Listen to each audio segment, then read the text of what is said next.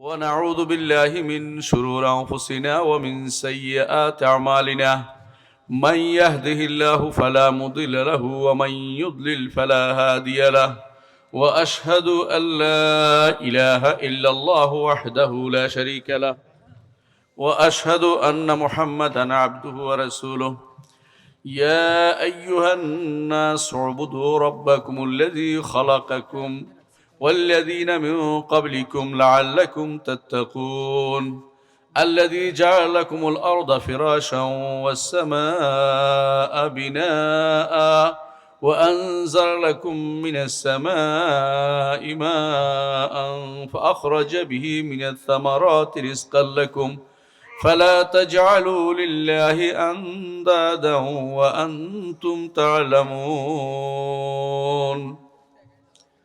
আলহামদুলিল্লাহ। চুয়াডাঙ্গা কার্পাস ডাঙ্গা না, সরিষা ডাঙ্গা শব্দগুলি খুব সুন্দর। সরিষা ডাঙ্গা, চুয়াডাঙ্গার সরিষা ডাঙ্গা মাদ্রাসা ময়দানে এসেছি। দারুস সুন্নাহ মডেল মাদ্রাসা। আল্লাহ তাআলার কাছে দোয়া করি আল্লাহ যেন আমাদের মজলিসটা কবুল করেন, আমিন। প্রিয় ভাইরা, ওয়াজ তো অনেক শুনেছেন, ওয়াজ অনেক হয়েছে, আরও অনেক দিন শুনেছেন। আমি কিন্তু ওয়াজ করতে পারি না, আগে বলে দিলাম। আমি শুধু কিছু কথাবার্তা বলবো, যদি আল্লাহ কবুল করে আমার আখিরাতের পাথেয় হবে। আখিরাতের পাথেয় বুঝেন ভাই? যেদিন একটা নেকির জন্য আপনি দৌড়াবেন, আমি দৌড়াবো। সেদিন যদি আমি একটু পাই, আমার আমলনামা ভারী হয়ে যায়, সেদিন জান্নাতে যাওয়ার পথটা আমারও মুক্ত হয়ে যাবে। আর যদি সেদিন বিপদে পড়ে যায়, তুই বিপদে পড়তে হবে। এই জন্য আপনাদের কাছে অনুরোধ থাকবে যে এখানে যেহেতু বসছেন, আমরা একটু ধৈর্য ধরে বসি। যদি আল্লাহ উপকার দেয় ইনশাআল্লাহ বসবেন তো, কেউ যাবেন না দয়া করে। আমি বেশিক্ষণ নমবে না, আমরা ঘন্টা খানেক একটা সময় দেন আমাকে, ইনশাআল্লাহ দিবেন তো? 1 ঘন্টা। আপনারা তো অনেক সময় অনেক জায়গাতে অনেক লম্বা টাইম দেন, আমাকে একটা সময় 1 ঘন্টা দেন ইনশাআল্লাহ। আমি বেশি সময় আপনাদের ডিস্টার্ব করবো না ইনশাআল্লাহ। প্রিয় ভাইয়েরা, আমি যে আয়াতটি তেলাওয়াত করেছি, আয়াতটির অর্থ হচ্ছে ইয়া আইয়ুহান নাস উবুদু রাব্বাকুম। হে মানুষেরা, মানুষ, আমিও মানুষ, আপনিও মানুষ, মুসলিমও মানুষ, অমুসলিমও মানুষ, হিন্দু, বৌদ্ধ, কাফের, জৈন, ইহুদি, নাসারা, সবই তো মানুষ। মানুষ না? আল্লাহ সবাইকে ডাকছেন। আল্লাহ যখন কাউকে ডাকেন তাহলে অবশ্যই ভালো কিছু বলবেন, তাই না? আল্লাহ আপনাকে ডাকছেন, আল্লাহ আপনাকে ডাকছেন, এটা কত বড় নেয়ামত আপনি বুঝতে পারেন? আপনাকে একটা পথ দেখাবেন, যেই পথ অনুসরণ করলে আপনি জান্নাতে যেতে পারবেন। আল্লাহ সব মানুষকে ডাকতেছেন, উবুদু রাব্বাকুমুল্লাযী খালাকাকুম। ওই আল্লাহর ইবাদত করো যিনি তোমাদেরকে, ওই রবের ইবাদত করো যিনি তোমাদেরকে সৃষ্টি করেছেন। তাহলে ইবাদত করা এক জিনিস, আর সৃষ্টি করা আরেক জিনিস, ঠিক কিনা বলে? স্রষ্টা কে? আমাদের আল্লাহ। কথা বলবেন ইনশাআল্লাহ আমার সাথে। স্রষ্টা কে? আল্লাহ। মালিক কে? আল্লাহ। আমাদের পরিচালক কে? আল্লাহ। এই 3 জিনিস যদি আপনি মানেন, তো আল্লাহকে তার কর্মে রুবুবিয়ত প্রতিষ্ঠা করলেন। আল্লাহর উপর ঈমান আনার জন্য 2টা জিনিস লাগে, প্রথমে 3টা জিনিস লাগে। 1 নম্বর হচ্ছে, যেটা আমি আকীদার কথাই চাচ্ছি, বুঝাচ্ছি, এই জন্য পরে আসবো বাকি কথা। আল্লাহকে মানতে হবে, এটা সত্য কিনা? আল্লাহকে মানবেন তো? ঈমান আনবেন তো? ঈমান আনলেও 3টা জিনিস লাগবে। 1 নম্বর, আল্লাহকে রব মানবেন। 2 নম্বর, আল্লাহর নাম ও গুণে বিশ্বাস করবেন, এগুলি দিয়ে আল্লাহকে ডাকবেন, নাম গুণ দিয়ে। 3 নম্বর হচ্ছে একমাত্র আল্লাহর ইবাদত করবেন। কয়টা বলছি? 3টা মনে থাকবে। আল্লাহকে রব মানবো, আর আল্লাহর নাম ও গুণ দিয়ে আল্লাহকে ডাকবো, আর আমার কর্ম আল্লাহর ইবাদত করব, আর কারো ইবাদত করব না। এই 3 জিনিস যদি আপনি প্রতিষ্ঠা করতে পারেন, আপনি ঈমানদার, আপনি বিশুদ্ধ আকীদার। এই 3 জিনিস যদি না থাকে, আপনি যদি রফিয়াদান করেন, ঈমানদার হতে পারবেন না। রফিয়াদান করে ভালো জায়গা, নিঃসন্দেহে এটা সুন্নাহ। রফিয়াদান করলেই জান্নাতে যেতে পারবেন না। আপনি কি জানেন কাদিয়ানীরা রফিয়াদান করে? এমন কি যারা হাদিস অস্বীকারী আছে এরাও দেখবেন যে রফিয়া দান করতেছে। এমনকি একেবারে দুর্ভাগা যারা, ওই যে একটা গোষ্ঠী আছে যারা কাফের হয়ে গেছে, ওদের মধ্যে নামাজ কিন্তু আছে, এটা রফিয়া দান আছে। কিন্তু ভাই, রফিয়া দান আমরা সুন্নাহ হিসাবে করি, রসুল আদর্শ হিসাবে করি। রসুলকে মানার পদ্ধতি হচ্ছে রফিয়া দান, পরিচয় এটা আমাদের, এটা করব সন্দেহ নাই। কিন্তু আকীদাটা আগে বিশুদ্ধ করতে হবে। আকীদা বিশুদ্ধ না হলে আপনার সুন্নাহর কোনো মূল্য থাকবে না। প্রথম হচ্ছে আকীদা শুদ্ধ করতে হবে আপনাকে। একটু বুঝাই বলি, আল্লাহ তাআলা সর্বপ্রথম যেই রাসূলকে দুনিয়াতে পাঠিয়েছেন তার নাম কি জানেন? কি নাম? আদম? না, আদম তো নবী। নূহ আলাইহিস সালাম। আহসানত, বারাকাল্লাহু ফিক। সর্বপ্রথম যে রাসূল পাঠিয়েছেন হচ্ছেন নূহ আলাইহিস সালাম। নবী এবং রাসূলের মধ্যে পার্থক্য কি বলতে পারবেন? আমি কিছু ক্লাসের মতো পড়াইতে জন্য বলতেছি। নবী হচ্ছেন যিনি ইমানদার কাউমের ভুল হয় এগুলি শুদ্ধ করতে আসছেন, কাফের হয়নি। ভুল হচ্ছে, এদেরকে সালাত আদায় করতেছে ভুল করতেছে, এদের যাকাত দিতে ভুল করতেছে, উল্টাপাল্টা করতেছে, দেয় না, মানে না, শোনে না, এগুলি ঠিক করতে আসে। আর রাসূল আসেন কাফের কাউম ইমানদার কাউম উভয়ের জন্য বিশাল আকারে আসেন তিনি। প্রথম জমিনের বুকে প্রথম যে শিরিক হয়েছে কোন কওমে জানেন? নূহ আলাইহিস সালাম কওম। এর আগে 10 প্রজন্ম ছিল। ইবনে আব্বাস রাদিয়াল্লাহু বলেন, কানান নাসু উম্মাতান ওয়াহিদা, মানুষ একটা দল ছিল, একটা গোষ্ঠী ছিল, শিরিক ছিল না। ওই মানুষগুলি আদম থেকে শুরু করে নূহ পর্যন্ত 10টা প্রজন্ম কোনো শিরিক করে নাই। এক একটা প্রজন্ম দিয়ে 1000 বছর বাঁচে, তাহলে 10টা প্রজন্ম কত বছর বাঁচছে ভাই? হ্যাঁ, 10,000 বছর বাঁচছে। 10,000 বছর কোনো শিরিক ছিল না। প্রথম 10,000 বছর কোনো শিরিক ছিল না। আপনি বুঝতে পারছেন কথাটা? এরপরে প্রথম শিরিকটা কেন হয়েছে এটা কিন্তু সহিহ বুখারীতে আসছে, এমনকি কোরআনে কারিমও আসছে। কোরআনে কারিমে আল্লাহ তাআলা বলতেছেন, وقالوا لا تذرن ودا ولا وقالوا لا تذرن آلهتكم ولا تذرن ودا ولا سواعا ولا يغوث ويعوق ونسرا। তারা একে অপরকে কি বলতেছিল জানেন? যে তোমাদের ইলাহাদের ছাড়িও না। নেতারা, নেতা কোসের বুঝেন? সমাজের নেতা বুঝেন তো? এখন যেমন নেতাগুলি আছে না, দেখবেন যে ভোটের জন্য আসবে সময় মতো নেতাগুলি। এতদিন কি ছিল, ডুব মারিছিল, এখন সময় মতো মাথা উঠে দেখবে, কারণ ভোটের সময় এসেছে। তো এই নেতাগুলো এরা আয়সা বলতেছিল, লা, সাবধান, লা তাজারুন্না আলিহাতাকুম, তোমাদের ইলাগুলি ছাড়বা না। ইলাগুলি কি? ওয়ালা তাজারুন্না ওয়াদ্দান ওয়ালা সুওয়াআন ওয়ালা ইয়াগুসা ওয়া ইয়াউকা ওয়া নাসরা। এই 5 জন আল্লাহর ওলি ছিলেন। ওলি বুঝেন তো? বাংলাদেশে ওলির অভাব আসেনি। এখান থেকে শুরু করে যদি কোনো আপনি ঢাকা পর্যন্ত যান, রাস্তার আশেপাশে দেখবেন প্রচুর ওলি আল্লাহ, শুধু শুয়ে আছে, কোনো কাম নাই। এদের আবার ইয়াও অনেকে দেখবেন যে উপরে লাল ইয়াও টাঙ্গাই ফেলছে, তাই না? পয়সাও নিচ্ছে, লাল শালও টাঙ্গাইছে। অলি আল্লাহর কোনো শেষ নাই, এত অলি আল্লাহ বাংলাদেশে। ওই সময় 5 জন অলি আল্লাহ আসছিল শুধুমাত্র, বুঝছেন তো? ঘটনা কি? ইবনে আব্বাস বলছেন কি, নূহ আলাইহিস সালামের যখন দুনিয়াতে আসেন ওই সময় 5 জন আল্লাহর নেককার বান্দা ছিল, সত্যি সত্যি। ওয়াদ, সুয়া, ইয়াগুস, ইয়াউক, নাসার। কোরআন আল্লাহ তাআলা সূরা নূহের মধ্যে উল্লেখ করেছেন 5 জনের কথা। ইবনে আব্বাস সহিহ বুখারীতে আসছে, কিতাবুত তাফসীরের মধ্যে হাদিসটা আসছে, আমি বলতেছি এটা। ইবনে আব্বাস বলেন যে 5 জন অল্প কয়েকদিনের মধ্যে মরে যায়। মানুষ হঠাৎ করে মরে যেতে পারে না, যেমন আমাদের শেখরা অনেকে মরে গেছেন, আমরা দেখছি। এখন তারা খুব খারাপ। আপনাদের মন খারাপ হয় না এলাকার কোনো ভালো একজন মানুষ মারা গেলে? শয়তান এসে বলল যে শোনো, তোমাদের একটা কাজ করে দিতে পারি। সেটা কি? এদের একটা ছবি এঁকে দিতে পারি। খেয়াল করেন, প্রথমে ছবি দিয়ে শুরু হয়েছে। তো এদের ছবি এঁকে দিতে পারি, এরা এদের ছবি দেখে দেখে তোমাদের মনে হবে হায় রে আল্লাহর ওলি রে, হায় রে আল্লাহর ওলি কেমন ছিল, এই কথা মনে হইবে। আর তোমরা বেশি বেশি ইবাদত করতে পারবা। মানে প্রথমে কি দিছে? লোভটা দিছে, বেশি ইবাদত করতে পারবে। এদের ইবাদত কয়নি। বুখারী, সহিহ বুখারীতে আসছে, হাদিসটা আমি সরাসরি অনুবাদ করে দিচ্ছি। এরা তখন বলে ঠিক আছে, ভালো খবর, একটা সুন্দর একটা প্রস্তাব দিছো তুমি। বেদাতের কথা, হারামের কথা মাথায় নাই, দেখতে তো সুন্দরই লাগতেছে, খারাপ কি? আমরা ইবাদত বেশি করব, আল্লাহর ইবাদতের কথা বেশি মনে হবে। সেই জন্য শয়তান তাদেরকে ছবি বানাই দিল, বললো যে এরা বলে সাবধান, তুমি কিন্তু সামনে রাখো না, পিছনে রাখো, পিছনে রাখো, বুঝছেন তো? সামনে রাখলে তো সেজদা হয়ে যাবে। ওরা বুঝছে যে আমাদের ইবাদতখানার সামনে রাখিও না। এই প্রজন্ম শেষ হয়ে গেছে, শয়তান তো আর মরে নাই।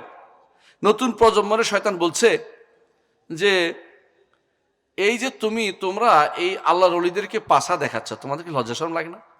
বুঝছেন তো কেমন বুদ্ধি? এই যে দেখবেন তো অনেক জায়গাতে ওই মাজার জিয়ারত করে পিছনের দিকে হাঁটে, পিছনের দিকে হাঁটে, এমনি এমনি তাকায়, এমনি এমনি হাঁটে পিছনের দিকে। কেন?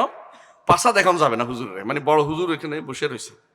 আমি একবার মদিনাতে একজনকে পাইছি এরকম, পিছনের দিকে হাঁটে, পাকিস্তানি একটারে। হ্যালো ভাই, পিছনের দিকে হাঁটো কেন? এই পিছন দিকে আমি দেখালাম, তাকায় কথা তুমি বরবাদ করে দিয়ে বুঝে, মানে আমার সব বরবাদ করে দিচ্ছে। আমি পিছন দিকে হাঁটতে লাগছিলাম, সুযোগ দিলে না তুমি আমারে। তো আমরাও জানি কি পিছনের দিকে কেন হাঁটে যাবে। তো এখন পিছনের দিকে কয়দিন পরে পাশা দেখাচ্ছ, আউযুবিল্লাহ, সামনে নিয়ে রাখো। তো এরা সামনে নিয়ে রাখছে, কিন্তু ইবাদত শুরু হয়নি। এই গোষ্ঠী শেষ হয়ে গেছে, শয়তান তো মরেনি। পরের গোষ্ঠী শয়তান লেগে আছে কেমনে পথভ্রষ্ট করবে, খেয়াল করেন। পরের গোষ্ঠী এসে বলতেছে এরা আগে থেকে এদের জন্য এদের দিয়া পানি চাইতো, বৃষ্টি, তোমাদের বৃষ্টি না হলে এদের চাও, আল্লাহর ওয়াস্তে এগুলি দিয়া ওসিলা দিয়ে বৃষ্টি চাও, এগুলির মাধ্যমে আল্লাহর কাছে বৃষ্টি চাও, এগুলির মাধ্যমে শেফা চাও, আরোগ্য চাও, এদের সিজদা করলে আল্লাহ খুশি হয়ে যাবে। শুরু হয়েছে ইবাদত। কথা বুঝছেন কিনা? এই অবস্থা বন্ধ করার জন্য আল্লাহ তাআলা নূহ আলাইহিস সালাতু ওয়াস সালামকে পাঠিয়েছেন। ইন্না আরসালনা নূহান ইলা কওমিহি আন আনযির কওমাকা মিন ক্বাবলি আন ইয়াতিয়াহুম আযাবুন আলীম। সূরা নূহের শুরু থেকে দেখেন, যে কোনো মানুষ আপনারা পড়তে পারবেন, অনুবাদ আছে, আমার তাফসীর আছে, পড়ে দেখেন, কোনো বেশি দূর যাওয়া লাগবে না।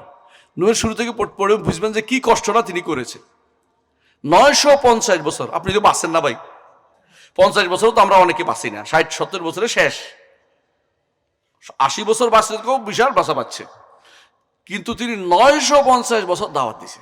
একজন দুইজন একবার দিবেন না, 950 কেমন দাওয়াত দিছে? রব্বি ইন্নী দাউতু কওমি লাইলান ওয়া নাহারা ফালাম ইয়াজিদহুম দুআই ইল্লা ফিরারা। আল্লাহ আমি রাত দিন শুধু তাদেরকে ডাকছি আল্লাহর দিকে, কিন্তু আমি যতই ডাকি ততই তারা পালায়, শুনবেই না। এমন কি তারা একে অপরকে ওসিয়ত করছে যে নূহের সামনে যাইবে না, সন্তানদের ওসিয়ত করে গেছে মরার আগে, সাবধান নূহ কিন্তু আছে, ওর কাছে যাইবে না। এমনকি ওয়াস্তাগশাউ থিয়াবাহুম, কাপড় দিয়ে কান বন্ধ করতো এবং আঙ্গুল দিয়ে দিত। হ্যাঁ, ও আসরু ওয়াস্তাকবারু ইস্তিকবার, অহংকার করতো, যাবো না, ওর কাছে যাবো না, ওর কাছে যাবো না, মানে ওর দিকে যাবেই না। নূহ আলাইহিস সালাতু ওয়াস সালাম 950 বছর পরে আল্লাহ তাআলা তাকে জানালেন যে ইন্নাহু লা ইউমিনু মিন কওমিকা ইল্লা মান ক্বাদ আমানা ফালা তাবতাইস বিমা কানু ইয়াফআলুন।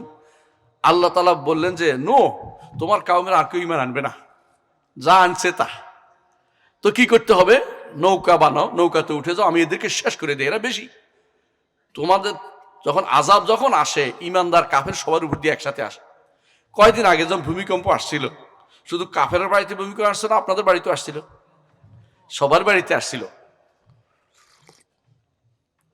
যখন আযাব আসে সবার উপর দিয়ে আসে, নিয়ম এটা। এই জন্য নূহ আলাইহিস সালাতু ওয়াস সালামকে ওই জায়গাতে সরে যেতে হয়েছে। কিন্তু সরে কোথায় যাবে? পৃথিবী তো বিশাল, আর তখন যে এলাকা জুড়ে, পুরো এলাকা জুড়ে পানি যদি উঠতো, কোথায় উঠবে? আল্লাহ তাআলা বলেন যে নৌকা বানাও। বিশাল এক জাহাজ বানিয়েছেন তিনি, জাহাজের মধ্যে তিনি উঠছেন। আল্লাহ তাআলা বলেছেন যে প্রত্যেক জোড়া জোড়া প্রাণী নাও, কারণ সব ডুবে যাবে। তোমার পরিবারকে উঠাও। পরিবারকে উঠাইছে, এক ছেলে বাকি আছে, উঠে নাই। তার জন্য তিনি একটু বলছেন, আল্লাহ আপনি তো বলছেন আমার সন্তানদের বাঁচাবেন, আমার সন্তান তো এটাও আমার সন্তান। আল্লাহ তাআলা কঠিন ধমক দিলেন, ইয়া নূহ ইন্নাহু লাইসা মিন আহলিক ইন্নাহু আমালুন গায়রু সালিহিন ফালা তাসআলনি মা লাইসা লাকা বিহি ইলম ইন্নী আ'ইযুকা আন তাকুনা মিনাল জাহিলিন। নূহ, ইন্নাহু আমালুন গায়রু সালিহ, নূহ এটা তোমার সন্তান নয়। সন্তান তো অবশ্যই বায়োলজিক্যাল সন্তান, কিন্তু পরিবারের অন্তর্ভুক্ত নয়। তোমার পরিবার হচ্ছে ঈমানদাররা পরস্পর পরিবার। আমরা সবাই যদি ঈমান আনি নবীর পরিবার অন্তর্ভুক্ত হব, আর ঈমান না আনলে নবীর পরিবার ঢুকতে পারবো না। সোজা কথা বুঝাইতে পারছি? এই জন্য নূহ আলাইহিস সালাতু ওয়াস সালাম তার সন্তানকে আল্লাহ বলছেন এটা তোমার পরিবার লোক না, যদিও তার বায়োলজিক্যাল সন্তান, তারপরেও তা তোমার পরিবার লোক হইতে পারে নাই। এই জন্য রাসূলুল্লাহ সাল্লাল্লাহু আলাইহি ওয়াসাল্লাম তাবিঈরা এটা বলেন যে আলে মুহাম্মদ, রসুলের পরিবার সবাই, প্রত্যেকটি ঈমানদার নেককার বান্দা রসুলের পরিবার অন্তর্ভুক্ত। যখন আমরা দোয়া করি আসসালামু আলাইনা ওয়া আলা ইবাদিল্লাহিস সালিহিন, আশহাদু দোয়াটা করি না, এই দোয়াটা ঘুরে ফিরে আমাদের উপর দিয়ে আবার আসে, আমাদের উপর দিয়ে, বুঝছেন তো? আসসালামু আল নবী বলি না, আসসালামু আল নবী বলি না, এবং আলা আলী বলি, আবার ঘুরে ফিরে আমাদের উপর দিয়ে আসে। কেন? কারণ আমরা নবী পরিবার অন্তর্ভুক্ত হয়ে গেছি ঈমান আনার কারণে। ঈমান যদি ঠিক থাকে আমরা সব পাবো, ঈমান ঠিক নেই কিছু পাবো না। কথা বুঝছেন? নূহ আলাইহিস সালাতু ওয়াস সালাম আল্লাহ তাআলার কাছে দোয়া করলে, আল্লাহ দুনিয়ার বুকে আর কাউকে, আমাদের ছাড়া কাউকে জীবিত রাখেন না। আল্লাহ তাআলা তাদেরকে সবাইকে ধ্বংস করে দিয়েছেন। কে বাকি ছিল? ৮০ জন। ৮০ জন, ৮০ জনের মধ্যে কারো সন্তান হয় নাই, একমাত্র ৩ জনের সন্তান হয়েছে। একজন হচ্ছে হাম, একজন হচ্ছে সাম, একজন হচ্ছে ইয়াফেস। হামটা হচ্ছে কালোরা, হচ্ছে আফ্রিকানরা, আর আমাদের মধ্যে যারা একটু কালো আছি তারা, আমরা তো বাংলাদেশ শঙ্কর জাতি, সব একরকম না, শঙ্কর আছি মানে সব মিলেমিশে আছি, ভাগাভাগি নেই। ইউরোপিয়ানরা হচ্ছে ইয়াফেস, সাদা চামড়ার, আর আরবরা হচ্ছে সাম, এরা হচ্ছে মিশ্র বর্ণের, একবারে কালো না একবারে সাদাও না, মাঝামাঝি। আমাদের মধ্যে মিশ্র বর্ণটা বেশি আলহামদুলিল্লাহ, মানে এটা সেমেটিক যাদেরকে বলা হয়। এই ৩ জন দিয়ে আল্লাহ সারা দুনিয়া আবার ভর্তি করে দিয়েছেন। এই জন্য নূহকে বলা হয় দ্বিতীয় আদম। নূহ আলাইহিস সালাম দ্বিতীয় আদম, কথা বুঝছেন তো? নূহ আলাইহিস সালাতু ওয়াস সালাম এদের মধ্যে সন্তানরা ৩ জনে আবার ইসলাম প্রচার করেছেন সারা দুনিয়াতে। আবার তাদের মধ্যে বিভ্রান্তি আসলো। আল্লাহ তাআলা কওমে আদকে এত বিশাল শক্তি দিলেন, বিশাল ক্ষমতা, এক একজনকে দেখে একটা গাছের মতো লম্বা, বিশাল। আল্লাহ বলছে লাম ইউখলাক মিসলুহা ফিল বিলাদ, এদের মতো কাউকে আমরা দুনিয়াতে সৃষ্টি করিনি, এত বড় বড় বানিয়েছিলাম। কান্নাহুম আজাজ নাখলিন খাওয়িয়া, যেন বিরাট খেজুর গাছ উল্টে রয়েছে, মরে গেছে। তো এই সময় আল্লাহ তাআলা এটা বলছেন যে বিরাট খেজুর গাছ যেন উল্টে গেছে, এরকম পড়ে আসিল। এই কওমে আদের কাছে এখন যদি আপনি যান, ওদের কোনো লাশ পান, এটা হলো আরবের, সৌদি আরবের মরুভূমি একটা আছে, রবুল খালি বলে ওইটাকে। এই মরুভূমির ভিতরে তাদের লাশ খুঁজে পাওয়া যায়, কয়দিন পর পর একটা বের করে দেখে যে ও বেটার এই মাথার খুলির কাছে, এই বেটা মাথার খুলির চেয়ে ছোট, একটা লম্বা মানুষ, যত লম্বা মানুষ এত বিশাল লম্বা মানুষ। আল্লাহ তাআলা বলছে এত লম্বা ছিল। এদেরকে যখন তাদের নবী হুদ বললেন যে আল্লাহর ইবাদত করো, তোমরা ৩ জন ইবাদত করতো, বলছে না ৩ জন ইবাদত করি না, এক আল্লাহর ইবাদত করো। তারা বলছে আমার আল্লাহ আবার কোত্থেকে আসলো? আমাদের সে শক্তি কেডা আছে? মানে শক্তিশালী হলে মানুষ পাগল হয়ে যায়, কথা বুঝেন কিনা? এখনো দেখবেন যে ক্ষমতা পাইলে কিছু মানুষ পাগল হয়ে যায়, হয় না? যারা ক্ষমতা যায় তারা পাগল হয়ে যায়, পাগল কি করবে না করবে, কারে কেমনে আক্রমণ করবে, কারে কেমনে ধরবে, দাঁড়িয়ে কেমনে ধরবে, বদনামি কেমনে করবে, কেন কারে সন্ত্রাসী করবে, এই চিন্তা বসে থাকে। আর কোনো কিছু না পাইলে শব্দ এটা পাইছে সহজ, এটা কি সন্ত্রাসী। ইমানদার মানুষ, নামাজি মানুষদের সন্ত্রাসী বলা হয়, একটা জন্য কায়দা পরিণত হয়েছে, নাউজুবিল্লাহ। ওদের নীতি হচ্ছে এটা। আর কিছু না পাইলে ছোটখাটো একটা তো রাজাকার তো আছে, এই শব্দ একটা। এগুলি সবই হচ্ছে বিভ্রান্তিমূলক কথাবার্তা, এগুলি শয়তানরা বসে তৈরি করে, এদেরকে কানের ভিতরে ঢুকিয়ে দেয়, এটা বল এটা বল। মনে রাখবেন, আল্লাহর দুনিয়াতে ঈমানের উপর টিকে থাকা হচ্ছে সবচেয়ে বড় কঠিন জিনিস। রাসূলুল্লাহ সাল্লাল্লাহু আলাইহি ওয়াসাল্লাম বলেছেন, এমন একটা সময় আসবে সকালে ঈমানদার থাকবে, বিকালে কাফের হয়ে যাবে, রাতের বেলা ঈমানদার থাকবে, সকালে আবার কাফের হয়ে যাবে। কারণ এত ফিতনার ভিতরে মানুষ যাবে যে এই ফিতনা মানুষকে দুনিয়াতে ঈমানের উপর টিকে থাকতে দিবে না। এজন্য ঈমানটাকে আপনার শক্তিশালী করতে হলে ঈমান কি তা জানতে হবে, ঈমান কি তা জানতে হবে। আল্লাহর উপর ঈমানের জন্য প্রথম যেটা করতে হবে, আকীদার দাস, এটা প্রথম দাস হচ্ছে এটা, আল্লাহ তাআলার সত্তার উপর ঈমান আনতে হবে, যে একটা সত্তা আছেন যিনি সৃষ্টির ভিতরে নন। ১ নম্বর কথা, বুঝতে পারছেন? তিনি কোথায়? আরশের উপরে। কোথায় তিনি? আরশের উপরে, সব কিছুর উপরে। সৃষ্টির ভিতরে কোনো সত্তা নাই, আল্লাহ সত্তা নাই। সৃষ্টির ভিতরে যদি কেউ মনে করে আল্লাহ তাআলার সত্তা আছে, সে ব্যক্তি কাফের। কেউ যদি মনে করে আল্লাহ তাআলার, কেউ যদি মনে করে আল্লাহ তাআলাকে সিজদা করে, সে ব্যক্তি কাফের। আমরা আল্লাহর জন্য সিজদা করি, আল্লাহ তাআলাকে সিজদা করি না। কথা বুঝাতে পারছি? আল্লাহ তাআলা সৃষ্টির ভিতরে নন, তিনি স্রষ্টা, তিনি সৃষ্টির উপরে। প্রথম ঈমান আনতে হবে এটা। স্রষ্টা এবং সৃষ্টি আলাদা। যে ব্যক্তি এটা ঈমান আনে নাই, সে ব্যক্তি ঈমানদার হইতে পারবে না, যতই সালাত আদায় করুক, যতই একবারে সুন্নাহ মোতাবেক সালাত পড়ুক, সেই ব্যক্তি সালাত হবে না। কথা বুঝাতে পারছি? যতই একবারে পুরো শেখ নাসিরউদ্দিন আলবানী রাহমাতুল্লাহ আলাইহি কিতাবটা পড়ছে, আমি তো পড়ি, আমলও করি, কিন্তু ঈমানটা শুদ্ধ হয় নাই, আপনার সালাতটা অশুদ্ধ নেই। আমি শুনেছি অনেকে ওয়াজের মধ্যে বলে যে আল্লাহর পায়ে সিজদা করে, বলে না? আল্লাহর পায়ে সিজদা করতে বললে ঈমান শেষ, কাফের হয়ে গেছে। কারণ আল্লাহ তাআলা সৃষ্টি কোথায়? আরশের উপরে। আমরা অত্যন্ত ক্ষুদ্র, আল্লাহর পা কখনো সৃষ্টির ভিতরে না। আল্লাহর পাও আরশের উপরে, কথা বুঝতে পারছি? আল্লাহর হাত আরশের উপরে। আল্লাহ তাআলার কোনো কিছু সৃষ্টির ভিতরে না, একমাত্র আল্লাহর বাণী কোরআনটা তিনি পাঠিয়েছেন দয়া করে, এটা পড়ে যেন তার কাছে তার নৈকট্য অর্জন করতে পারি, নইলে আল্লাহ তাআলার কোনো কিছু সৃষ্টির ভিতরে না। কথা বুঝতে পারছি? এটা ঈমান আনতে হবে 1 নম্বর, যে আল্লাহ তাআলা আরশের উপরে। 2 নম্বর, তিনি একক সত্তা, তার মতো আর কিছু নেই। কুল হুয়াল্লাহু আহাদ আল্লাহুস সামাদ লাম ইয়ালিদ ওয়া লাম ইউলাদ ওয়া লাম ইয়াকুল লাহু কুফুয়ান আহাদ, তার মতো কোনো সত্তা নাই। এবং 3 নম্বর, তিনি হচ্ছেন সবচেয়ে বড়, ওয়া হুয়াল আলিয়্যুল আযীম। কোথায় পড়েন বলেন তো? আয়াতুল কুরসির মধ্যে পড়ে না? ওয়া হুয়াল আলিয়্যুল আযীম। প্রতিদিন এই কথা 2 বার বলেন। 2 বার নাকি আরো বেশি বলেন? আরো বেশি বলেন। কখন? সুবহানা রাব্বিয়াল আযীম, আবার সুবহানা রাব্বিয়াল আ'লা বলেন কিনা? কতবার বলেন হিসাব নাই, কিন্তু অর্থটা কি বুঝেন? আমার রব অনেক বড়। কত বড়? আসমান জমিন সহ যত কিছু। আমরা তো আসমান দেখি নাই, তাই না? জমিন তো দেখছি একটা, কিন্তু জমিন তো আরো আছে, আরো আছে না? এবং আসমান জমিনের মাঝখানে যা কিছু এখন আবিষ্কার হচ্ছে, এখন অনেক কিছু আবিষ্কার করে না, গ্যালাক্সি, মিল্কি ওয়ে গ্যালাক্সি, কত কিছু আবিষ্কার করতেছে, নিহারিকা, কত কিছু যে আবিষ্কার করতে হিসাব নাই। এগুলি সবগুলি আমার রব্বুল আলামিনের মুষ্টির ভিতরে জায়গা হয়। সুবহানাল্লাহ। যার মুষ্টির ভিতরে বিশাল বিশাল বিশাল বিশাল এগুলি বিলিয়ন বিলিয়ন জিনিস আছে আসমান জমিনের মাঝে, এগুলি সব আমার রব্বুল আলামিনের মুষ্টির ভিতরে জায়গা হয়। এটা কি আমার কথা না? আল্লাহ বলছে। আল্লাহ বলছে, কোথায় বলছে? ওয়াল আরদু জামিআন কবদাতুহু ইয়াউমাল কিয়ামা। আল্লাহ তাআলা বলছেন সমস্ত জমিন আল্লাহর মুষ্টির ভিতরে থাকবে কিয়ামতের দিন। ওয়াস সামাওয়াতু মাতউইয়াতুম বিয়ামিনিহি। সমস্ত আসমান আল্লাহর ডান হাতের উপরে থাকবে, ভাঁজ করা, ডান হাতের উপরে ভাঁজ করা থাকবে। ইয়াউমা নাতুইস সামাআ কাতাইয়িস সিজিল্লি লিল কুতুব। যেদিন আমরা ভাঁজ করব কাগজের উপর, যেমনে একটা কাগজ একটা কাগজের উপর রাখে, আসমানগুলিকে একটার উপর একটা রাখবো আমরা সেদিন। আল্লাহ তাআলা বলছেন, আল্লাহ তাআলা সেদিন আসমানগুলি একটা একটার উপর রাখবেন। আপনি কি বুঝতে পারছেন আপনি কোথায় থাকবেন? মুষ্টির ভিতরে। সমস্ত, আপনি নয় শুধু, যত সৃষ্টি সব মুষ্টির ভিতরে। কারণ জমিনগুলির ভিতরে তো সৃষ্টিরা, এই সৃষ্টিগুলি মুষ্টির ভিতরে, আসমানগুলি ভাঁজ করা, অত ফেরেশতাগুলো ভিতরে ভিতরে, কোনো কিছু বাইরে নাই। অর্থাৎ আল্লাহর যত বড় সৃষ্টি আপনি কল্পনা করতে পারেন সব আল্লাহর মুষ্টির ভিতরে। আল্লাহ কত বড় আযীম না? যখন আপনি সুবহানা রাব্বিয়াল আযীম বলেন রুকুর মধ্যে, তখন একবার সর মনে মনে বলেন যে আযীম মানে হচ্ছে কত বড়, আমি তো কিছুই না।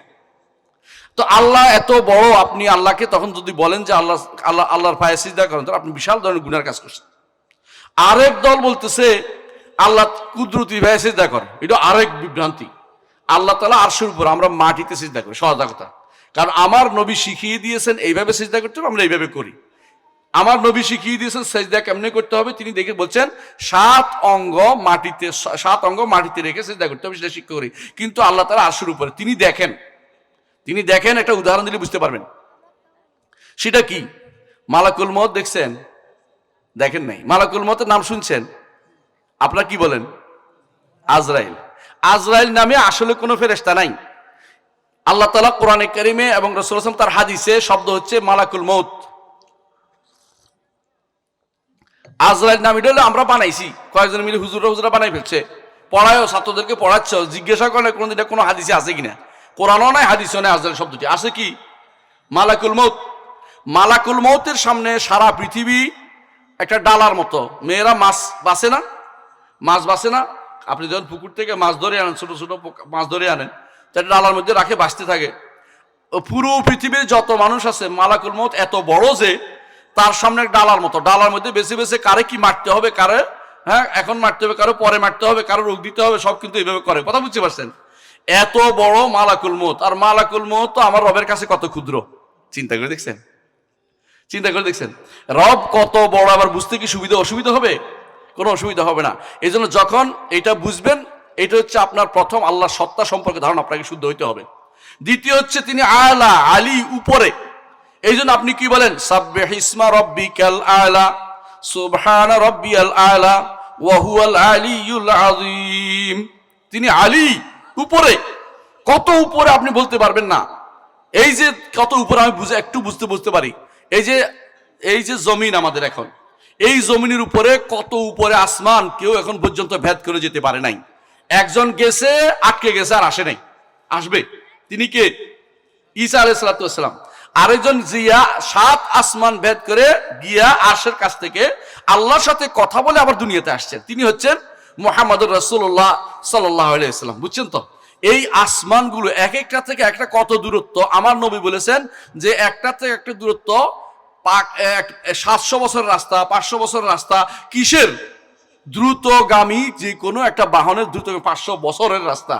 এত দূরে সবগুলি বিশাল, এগুলি অতিক্রম করে এগুলি সবই নিচে এবং এগুলি সবই ছোট। তারপর হচ্ছে আরশ। আরশ হচ্ছে সবচেয়ে বড় সৃষ্টি। আরশের উপর হচ্ছেন রব্বুল আলামিন। তিনি ছাড়া আরশের উপরে আর কিছুই নেই, তিনি শুধু আরশের উপরে আছেন। আরশের সামনে কুরসি হচ্ছে ছোট একটা ফেলে রাখা ভূমি। কথা বুঝছেন? আর এই কুরসির ভিতরে যাবতীয় আসমান জমিন 7টা মুদ্রা। মুদ্রা বুঝেননি? টাকা বুঝেননি? 1 টাকা নোট দেখছেন না? 5 টাকার নোট আছে না আদলি? 5টা আদলি যদি কোনো আপনি পৃথিবীর কোনো একটা জায়গা ছেড়ে দেন, বিমান থেকে ফেলে দিচ্ছেন, খুঁজে পাইবেন? আর খুঁজে পাইবেন না। বুঝছেন তো? এই 7টা আসমান জমিন কুরসির ভিতরে, এত কুরসি এত বড় যে আপনার আমার পৃথিবী যেগুলি এতগুলি আবিষ্কার হচ্ছে, এগুলি 7টা ছোট্ট জিনিস, এত ক্ষুদ্র জিনিস। এর উপর আল্লাহর আরশের সামনে কুরসি একেবারে ক্ষুদ্র একটা জিনিস।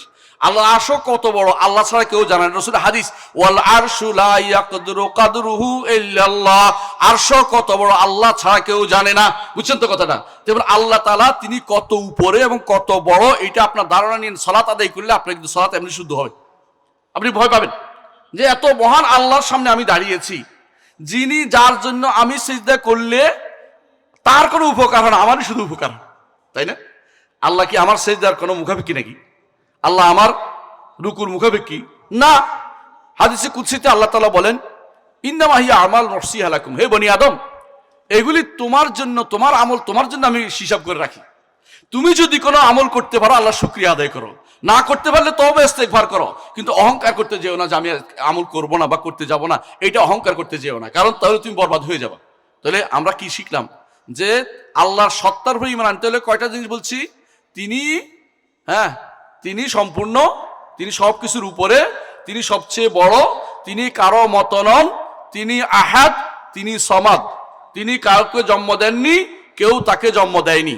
কোন সূরা? সূরা ইখলাস। সূরা ইখলাস হচ্ছে তার পরিচয়। সূরা ইখলাস হচ্ছে আল্লাহর পরিচয়, আল্লাহ সত্তার পরিচয় আল্লাহ দিয়েছেন।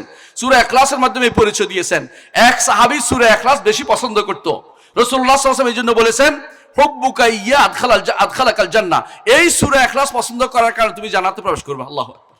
কারণ তিনি আল্লাহর পরিচয় জানতে চায় মানুষে। আল্লাহর পরিচয় দুইটা, একটা হচ্ছে সূরা ইখলাসের মধ্যে আসছে, আর আল্লাহর পরিচয় আসছে আয়াতুল কুরসির মধ্যে।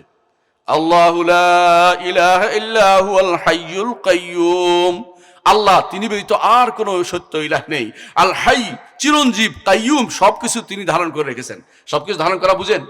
আপনার সবাই স্বীকার করে এখন যে পৃথিবীটা একটা গোলকের মতো আছে না? কেউ লম্বা বলে, কেউ যেটাই বলুক, আমার এটা আপত্তি নেই, ঝগড়া করতে থাকুক। কিন্তু মূল কথা হচ্ছে এটাই যে পৃথিবীটা এমন একটা জিনিস, কোনো ঠেসা নাই, নিচে দিয়ে কোনো কি নাই, ঠেস নাই। আমাদের এই যে একটা উপরে যে আপনারা এটা দিচ্ছেন, কি বলে, সামিয়ানা দিচ্ছেন, সামিয়ানার নিচে কি দিচ্ছেন? অনেকগুলো ঠেস দিচ্ছেন না, কেন পড়ে যাবে। আল্লাহ তাআলা কোরআনে কারীম বলেছেন যে রাফা'আস সামাওয়াতি বিগাইরি আমাদিন তারাউনাহা, যে আসমান তিনি উঠিয়েছেন, কোনো রকমের কি লাগে না, খুঁটি লাগে নাই। ঠিক এই জমিনটাও আপনি আশ্চর্য হবেন, জমিনটাও আপনি দেখবেন যদি কেউ অন্য গ্রহে যায়, বাইরে যায়, পৃথিবীর বাইরে যখন বিমানে উঠে, তখন সে বুঝতে পারে যে এইটাও একটা গোলক, এটাও একটা লম্বা জিনিস গড়ে পড়ে রয়েছে। এবং জমিনের পাশে পানিগুলো, বঙ্গোপসাগরের পানি, প্রশান্ত মহাসাগর পানি, আটলান্টিকের পানি, এগুলিও কোনো দিকে পড়ে যায় না। আপনি কি চিন্তা করছেন না? এটা বড় বড় বিশাল জিনিস। যদি নাস্তিক হয় বলবে মধ্যাকর্ষণ শক্তি। ওরে পাগল, ওই 500 শক্তিটা কে তৈরি করে দিল আমাকে বল। ওই শক্তি তুই করতে পারিসনি, কোথাও দেখতো? তুমি কোথাও করতে পারো কিনা? এই শক্তি আমার রব্বুল আলামিন দিয়েছে বলেই তো জগৎ সবকিছু এইভাবে একসাথে আছে। এই জন্য আল্লাহ তাআলা কোরআনে কারীম বলেছেন, মা ইউমসিকুহুন্না ইল্লার রহমান। রহমান ছাড়া কেউ এগুলিকে কোনোদিন কি করে না, এগুলি আটকাইতে পারছে না, সব পড়ে যেত। আল্লাহ তাআলা কোরআনে কারীম অন্যত্র বলেছেন যে এই এই যে আসমান এবং জমিন এগুলি সবগুলিকে আল্লাহ তাআলা শুধু জায়গা মতো যথাযথ রেখেছেন। আল্লাহ তাআলা বলেছেন ইন্নাল্লাহা ইউমসিকুস সামাওয়াতি ওয়াল আরদা আন তাযুলা, আসমান এবং জমিনকে চলে যাওয়া থেকে, নষ্ট হওয়া থেকে, এদিক সেদিক ধাক্কা লাগা থেকে তিনিই শুধুমাত্র সৃষ্টি করে রেখেছেন। ওয়ালা ইনজালাতা ইন আমসাকাহুমা আহাদুম মিন বাদে, যদি এগুলি এদিক সেদিক চলে যেত তোমাদের কেউ সেটাকে আটকাইতে পারতে না। কথা বুঝছেন ঠিক না? ঠিক কিনা বলেন? এখন যদি কোনো আপনি দেখেন মাত্র 10 সেকেন্ডের পৃথিবী কম্পনে আপনি মরে যান, যদি কোনো এক মিনিট পুরোটা কম্পন, আপনার কি হবে কোন? তো ঢাকা শহরের অর্ধেক শেষ। হ্যাঁ, আপনার চুয়াডাঙ্গা শহরের কি হয় আমি বলতে পারবো, বড় বড় বিল্ডিং তো কাজ হবে, কোনো সন্দেহ নাই, কিছু তো একটা হবেই। 1 মিনিট, 2 মিনিট, 3 মিনিট, 5 মিনিট। আর আল্লাহ তাআলা কত বছর ধরে, কত লাখ লাখ কোটি কোটি বছর এই আসমান জমিনকে তার জায়গায় ঠিক রেখেছেন। ঠিক কুল্লুন ফি ফালাকিন ইয়াসবাহুন, সবগুলি তার কক্ষপথে ঘুরে বেড়াচ্ছে। এগুলি কারো হাত না, এগুলিতে কারো হাত না, এগুলি করার জন্য কারো কিছু লাগে না, আমার রব্বুল আলামিন কিছু লাগে না, এগুলি ঠিকই তার কক্ষপথে কুল্লুন ফি ফালাকিন ইয়াসবাহুন চলতেছে। এই পরিচালক কে? আল্লাহ। এই তো বুঝছেন, এই যেটা বুঝছে আল্লাহ তাআলা, তাহলে দুইটা জিনিসকে রব বলা, একটা তার সত্তা সম্পর্কে জানা, আমরা জেনেছি। এখন দ্বিতীয়টা বলবো আল্লাহ তাআলার কর্ম সম্পর্কে জানতে হবে। আল্লাহর কর্ম কি? আল্লাহ তো অনেক কর্ম, তবে 3টা যদি ঠিক করতে পারেন তাহলে আল্লাহর কর্ম আপনি ঠিকই মেনে নেবেন। 1 নম্বর হচ্ছে তিনি সবকিছু স্রষ্টা, জগতের কেউ কিছু স্রষ্টা করে না। আসমান কে সৃষ্টি করেছে? আল্লাহ। আরশ, কুরসি, জান্নাত, জাহান্নাম, জমিন যা দেখেন সবই কার? আল্লাহ। আল্লাহ সবকিছু সৃষ্টি করেছেন, আপনাকে মেনে নিতে হবে। পৃথিবীর কেউ কোনো কিছু সৃষ্টি করতে পারে নাই। 2 নম্বর, আল্লাহ সবকিছুর মালিক। আপনি কখনো কখনো এই যে ব্যক্তি এই বোতল বানাইছে, বোতলের মালিক হইছে না কর্মচারী? কর্মচারী বোতল বানাইছে, মালিক হইছে আরেকজন, আবার কিনি পয়সা দিয়ে আমি ব্যবহার করতেছি আরেকজন, আবার আমি এটার মূল বানাইতে পারি নাই, আমি ব্যবহার করতে মালিক। বুঝছেন তো? তাহলে বোঝা গেল যে কখনো কখনো 3টা জিনিস একসাথে অনেকেরই হয় না, কিন্তু আল্লাহ তাআলা তিনি একদিকে তিনি এটা বানাইছেন, এটা সৃষ্টি করেছেন। দ্বিতীয়, তিনি এটার মালিকও। হ্যাঁ, আমাকে তিনি সৃষ্টি করেছেন, তিনি আমার মালিকও। দুনিয়াতে মালিক অনেকে মানে না, দুনিয়াতে আল্লাহকে অনেকে স্রষ্টা মানে না, কিন্তু আখিরাতে সবাই মানতে বাধ্য। আল্লাহ তাআলা হাসরের দিন আসমান, সবগুলি আসমান এবং জমিনকে তার আঙ্গুলের উপর রাখবেন, তারপর বলবেন আনাল মালিক আইনা মুলুকুদ দুনিয়া, আমি রাজা, দুনিয়ার রাজারা কোথায়? তারপর তিনি এটাকে এমন ভাবে নাচাতে থাকলেন, রাসূলুল্লাহ সাল্লাল্লাহু আলাইহি ওয়াসাল্লাম তিনি হাত দিয়ে নাচাচ্ছেন। সাহাবী বলতেছেন আমার ভয় হচ্ছিল রাসূল নাকি মিম্বর সহ পড়ে যান, এভাবে দেখাচ্ছেন যে আসমান এবং জমিনকে আল্লাহ এইভাবে নাচায়, বলবেন আমি রাজা, দুনিয়ার রাজারা কোথায়? সেজন্য আল্লাহ তাআলা প্রতিদিন আমরা কি বলি? সালাতের মধ্যে বলি মালিকি ইয়াউমিদ্দিন, বিচার দিনের মালিক তিনি। সেদিন আর প্রকৃত মালিক, এই জমিনের প্রকৃত মালিক কেউ লিখবে না, কারণ সেখানে কারো কোনো কি নাই, কারো কোনো সাইনবোর্ড নাই। এমন এক জমিনে আমাদের হাসর হবে যেই জমিনে সাইনবোর্ড নাই, যেই জমিনে কোনো পাহাড় নাই, যেই জমিনে কোনো পর্বত নাই, যেই জমিনে কোনো উঁচু নিচু নাই, একেবারে সমান আটার কাইয়ের মতো একটা জমিন হবে। যেই জমিনে কে যাবে ভাই? কি আপনি যাবেন না তো? না, আপনি আমি যাব? কত বছর থাকবো বলেন তো? 50,000 বছর। 50,000 বছর শুধু তাকিয়ে থাকবো। গায়ে কি থাকবে বলেন তো? গায়ে কিছু নাই, পায়ে কিছু নাই, গায়েও কিছু নাই, পায়েও কিছু নাই। হাসরের দিকে তাকিয়ে আছে, আল্লাহর দিকে তাকিয়ে আছেন, কখন আল্লাহ এসে বিচার করবেন। সেদিন আল্লাহ তাআলা আসবেন একমাত্র মুহাম্মদুর রাসূলুল্লাহ সাল্লাল্লাহু আলাইহি ওয়াসাল্লাম আরশের নিচে গিয়ে সিজদা করবেন। সিজদা করে বলবেন যে আল্লাহ এদের মধ্যে বিচার ফয়সালা করে দেন। তখন এটা বলে শাফাআতুল উযমা, বড় সুপারিশ। সেই হাসরের মাঠে এসে আল্লাহ তাআলা কি করবেন? তখন বিচার ফয়সালা শুরু করে দিবেন। আগ পর্যন্ত 50,000 বছর সেখানে দাঁড়াতে হবে। সূর্য তখন কোথায় থাকবে? মাথার উপরে। কতটুকু? 1 মাইল উপরে। 1 মাইল উপরে থাকলে কেমন হবে? এখন বলে আপনারা সূর্য যদি কোনো কাছে আসতো পৃথিবী পুড়ে যেত, দূরে থাকলে পৃথিবী বরফ হয়ে যেত। মাথার উপরে 1 মাইল থাকলে মাথাটা কি হওয়া উচিত বলেন তো? এই অর্থ হচ্ছে আপনি এত ঘর মারতে হবেন যে পায়ে ডুবুডুবু অবস্থা হবে। সেদিন একমাত্র 7 শ্রেণীর মানুষ শুধু আরশের নিচে ছায়া পাবে। এদের সবাই একটাই বড় গুণ হচ্ছে এরা একমাত্র আল্লাহর উপর ভরসা করে চলেছে। এরা দুনিয়ার কোনো কিছু চিন্তা করে নাই, আল্লাহকে ভয় করেছে, শুধু আল্লাহকে ভয় করেছে, শুধু আল্লাহকে ভয় করেছে, একমাত্র আল্লাহর ইবাদত করেছে, আল্লাহকে চিনেছে দুনিয়াতে। আখিরাতে এই জন্য আল্লাহ তাদেরকে হেফাজত করবেন, কষ্ট দিবেন না, তাদেরকে আরশের নিচে ছায়া দিবেন। কথা কি বুঝতে পারছি? এই কঠিন দিনের মালিক কে? আল্লাহ। মালিক কে? আল্লাহ। তাহলে আল্লাহ তাআলা তিনি আমাদের স্রষ্টাও, তিনি আমাদের মালিকও। কেউ দুনিয়াতে মানে, কেউ দুনিয়াতে মানে না, কিন্তু হাসরের মাঠে উপস্থিত হইতে কাউকে কেউ বাধা দিতে পারবে না। আল্লাহ তাআলা কোরআনে কারীম বলেছেন, ওয়া নুফিখা ফিস-সূরি ফাইদা হুম মিনাল আজদাসি ইলা রাব্বিহিম ইয়ানসিলুন। আর সিংহায় ফুৎকার দিবে, কবর থেকে সবাই দ্রুত পদে এসে আল্লাহর সামনে উপস্থিত হয়ে যাবে। কিভাবে হবে আপনি কল্পনা করতে পারবেন। আল্লাহ তাআলা বলছেন, কাআন্নাহুম ইলা নুসুবিন ইউফিদুন, যেন তারা লক্ষ্য বস্তুর দিকে দৌড়ে যাচ্ছে। লক্ষ্য বস্তু বুঝেন কিনা? যদি বলা হয় এখান থেকে ওই রাস্তার মাথা পর্যন্ত যে আগে যাবে তারে আমি 1 লাখ টাকা দিব, দেখবেন যে কতজন যে দৌড় দেয়, কত দূরে দৌড় দিতে পারে হিসাব নাই। হাসরের মাঠে যখন উপস্থিত হবে, আপনি মনে করেন না হাসরের মাঠে দেরি হবে, সবাই দ্রুত গিয়ে সেখানে উপস্থিত হবে, কিন্তু দেখবে যে অবস্থা খুব খারাপ। কেন? কারো পা ডুবে যাচ্ছে, কারো শরীর ডুবে যাচ্ছে, কারো ডুবু ডুবু নিঃশ্বাস ফেলতেছে কোনো রকমে। এই কঠিন অবস্থা, মানুষ এমনিতে কিছুক্ষণ ঘাম থাকলে কি করে, কাপড় বদলাতে ইচ্ছা করে, গোসল করতে ইচ্ছা করে, আর সেখানে আপনার শুধু ঘামের মধ্যে উঠবেন আর বসবেন, কি যে কষ্ট, আপনাকে এটা বুঝার ইয়া নাই। আর যদি বড় মোতাকাব্বের অহংকারী হয় কি হবে জানেন? আমার নবী বলেছেন, অহংকারের সেদিন একেবারে দুনিয়াতে বড় বড় অহংকার দেখাচ্ছেন এখন, সেদিন তারা পিঁপড়ার মতো হবে, পায়ের নিচে একে অপরে, অর্থাৎ অন্যদের পায়ের নিচে তারা শিশু বলবে। আর কেউ কেউ বেশি অহংকারী করছে, এদেরকে আল্লাহ তাআলা বড় এমন এক দাঁত দিবেন, এই দাঁত নিয়ে হাসরের মাঠে চলতে থাকবে। এই দাঁত কি উহুদ পাহাড়ের মতো বড় দাঁত এক একটা হবে, মানে বিশাল বিশাল বপ দিবেন। কেন দিবেন? আযাব বাড়ানোর জন্য, কষ্ট বাড়ানোর জন্য কষ্ট দিবেন। এক একজনকে আল্লাহ এক এক রকমের শাস্তি হাসরের মাঠে দিবেন। হাসরের মাঠের কষ্টের কোনো সীমা থাকবে না। ওই সময়ে আপনি আমি ওই সময় নিজের মালিকানা বলতে কোনো কিছু থাকবে না। সেদিন শুধু প্রত্যেকে বলবে, ইয়া নাফসি ইয়া নাফসি, আমি তো কিছুর মালিক নই। ওয়ালাকাদ জিতুমুনা ফুরাদা কামা খালাকনাকুম আউওয়ালা মাররাতিন ওয়া তারাকতুম মা খাওয়ালনাকুম ওয়ারা আযহুরিকুম। আল্লাহ তাআলা বলছেন, আমার কাছে যেভাবে তোমরা দুনিয়াতে পাঠিয়েছেন এভাবে একাই আসছো। আসার সময় একা আসিনি আমরা, একা বুঝি কিনা? অনেকে হয়তো বলতে পারে যে আমার বোন আমার সাথে 2 জন মিলে আসছিলাম, ওই আবার একাই ঘুরে ফিরে, একাই ভিন্ন ভিন্ন, একাই। আবার যখন যাবেন একাই, একই কবর ভিন্ন ভিন্ন হবে। আবার যখন হাসর মাঠে উঠবেন একাই। দুনিয়াতে মায়ার টানে সন্তানের প্রতি মায়ার টানে যে হারামগুলি খাচ্ছি, যেই হারাম করে আমরা কাজগুলি করতেছি, এগুলি কিছুই দুনিয়াতে আখিরাতে নিয়ে যেতে পারবো না। ওয়া তারাকতুম মা খাওয়ালনাকুম ওয়া যুহুরিকুম, তোমাদেরকে যে সম্পদ দিয়েছিলাম এগুলি তোমরা রেখে চলে আসতে হবে। ভাই, কাফনের কাপড়ে কোনো পকেট নাই, আছে? দিতে পারবে? খাবার কিছু দিয়ে দিলে হবে, প্রশ্ন তো দিয়ে দিলে হবে। অনেক মানুষ আছে প্রশ্নোত্তর দেওয়ার চিন্তা ভাবনা করে, উপর থেকেই প্রশ্নোত্তর পৌঁছায় দেয়। কেউ আজান দেয় কবরের মধ্যে, কেউ কবর উপর থেকে বলে দেয়, ও আল্লাহর বান্দা তুমি তো বলতে, মানে প্রশ্ন জবাব লেগে নকল সাপলা দিতে আছে, বুঝলেন তো? কি বলে, তুমি তো দুনিয়ার বুকে আল্লাহকে রব বলতে, মোহাম্মদকে নবী বলতে, এবং ইসলামকে একমাত্র তোমার জীবন ব্যবস্থা দিন বলে মানতে, সুতরাং এখন উত্তর দাও। কাম হবে? মুখস্থ করে দিলে কাজ হবে? কখন কাজ হবে? যখন আমি সত্যি সত্যি দুনিয়াতে আসার পর আল্লাহকে শুধু রব মেনেছি, তিনি আমার স্রষ্টা, তিনি আমার মালিক, তিনি আমার পরিচালক, আর দুনিয়ার কেউ আমাকে পরিচালনা করে না। পরিচালনা বুঝেন? পরিচালনা কি? আমার সন্তান না হলে কে সন্তান দেয়? আল্লাহ। আমি অসুস্থ হলে কে সুস্থতা দেয়? আল্লাহ। ইব্রাহিম আলাইহিস সালাতু ওয়াস সালামের জন্য বলেছিলেন, ওয়াল্লাযী হুয়া ইউমিতুনি ওয়া ইয়াহয়িন, যিনি আমি যখন অসুস্থ হই তিনি আমাকে সুস্থ দান করেন, যখন আমি বিপদে পড়ি তিনি আমাকে উদ্ধার করেন, যিনি আমাকে মৃত্যু দেন তিনি আমাকে জীবন দেন, দুনিয়াতে আর কেউ দিতে পারে না।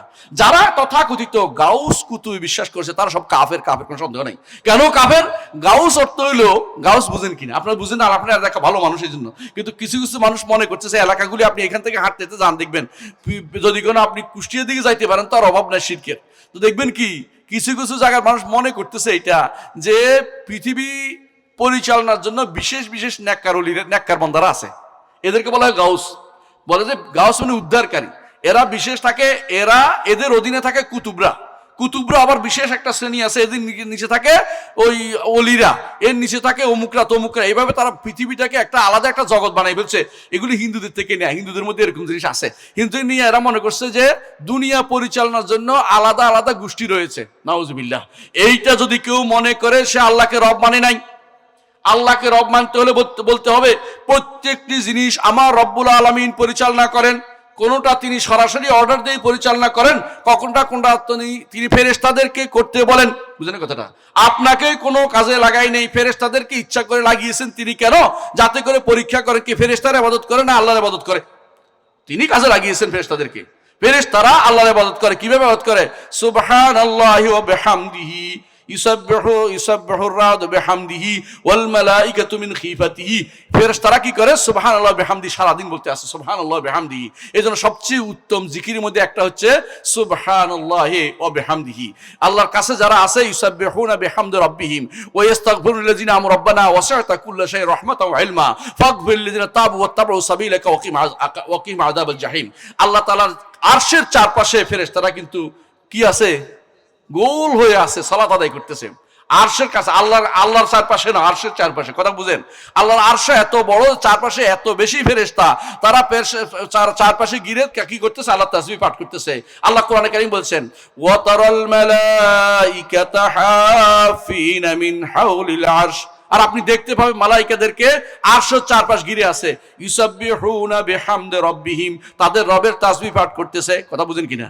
কিন্তু আপনিও কিন্তু আরশের সামনে যান। কখন যান জানেন? জানেন কিনা? কেউ জানেন কিনা? ইমানদার কখন আরশের সামনে যায়?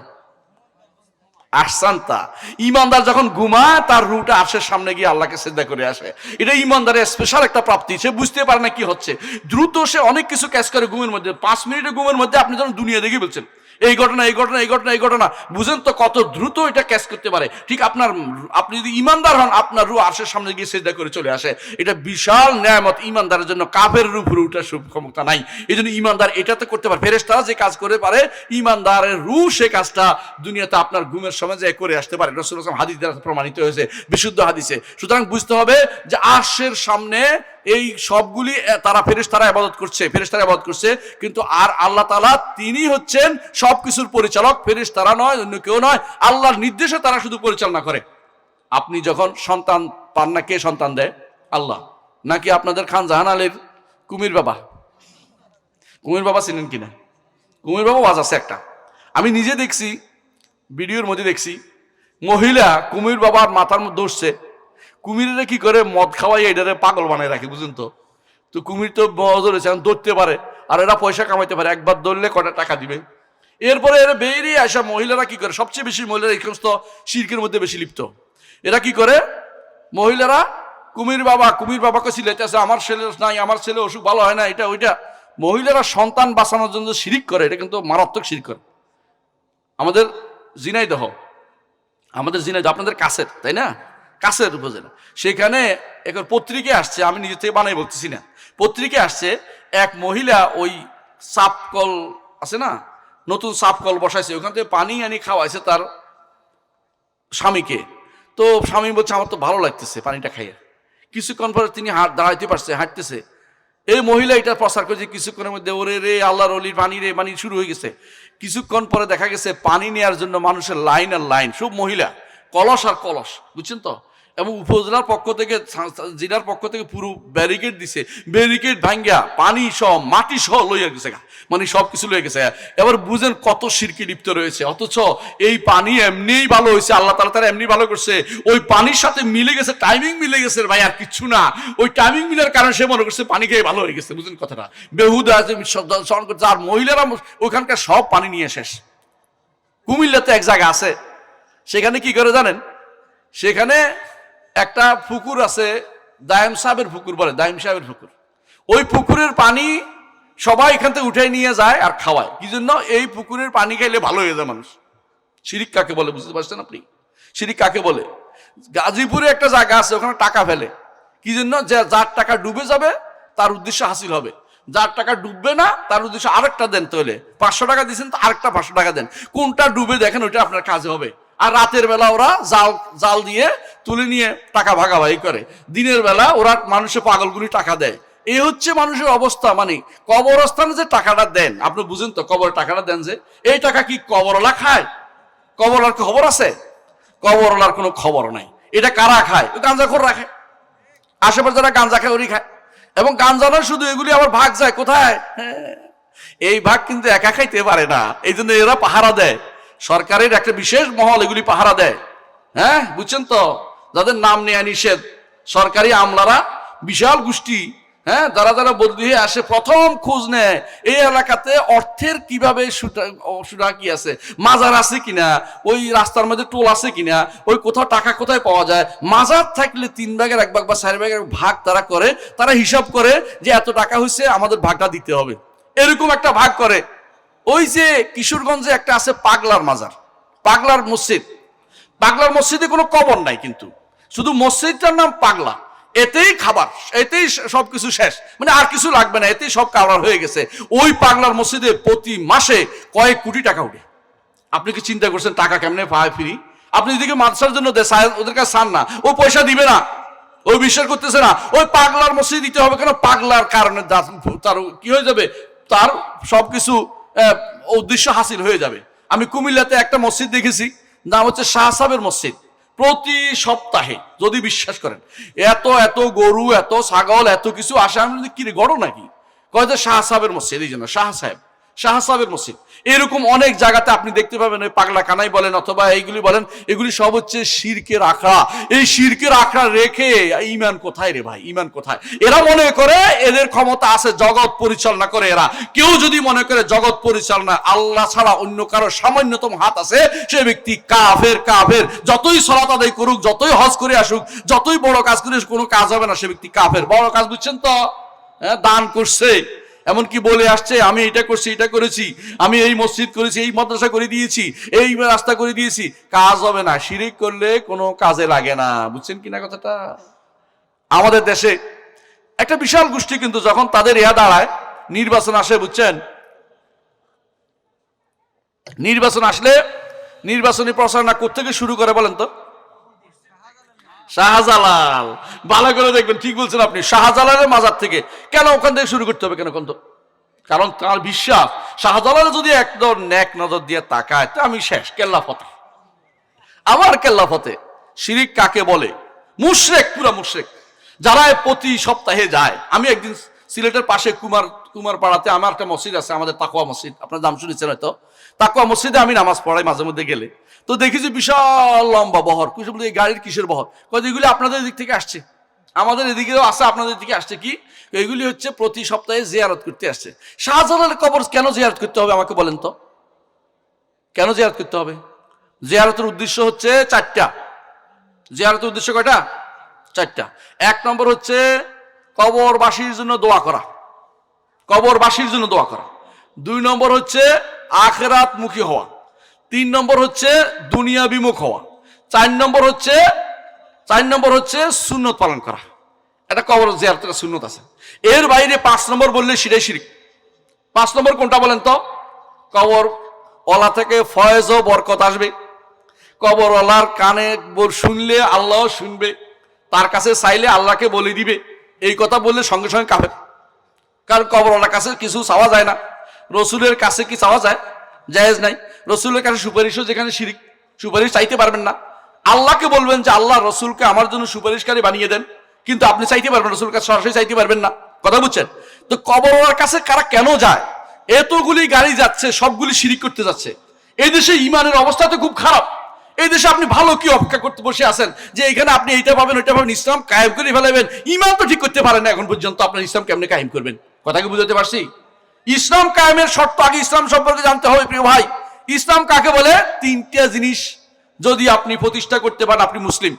1 নম্বর হচ্ছে আল ইসতিসলাম লিল্লাহি বিত্তাওহীদ, তাওহীদ নিয়ে আল্লাহর কাছে আত্মসমর্পণ, যে কারো কিছু করব না, শিরিক করব না, আমি একমাত্র আল্লাহ আপনার কাছে আত্মসমর্পণ করলাম।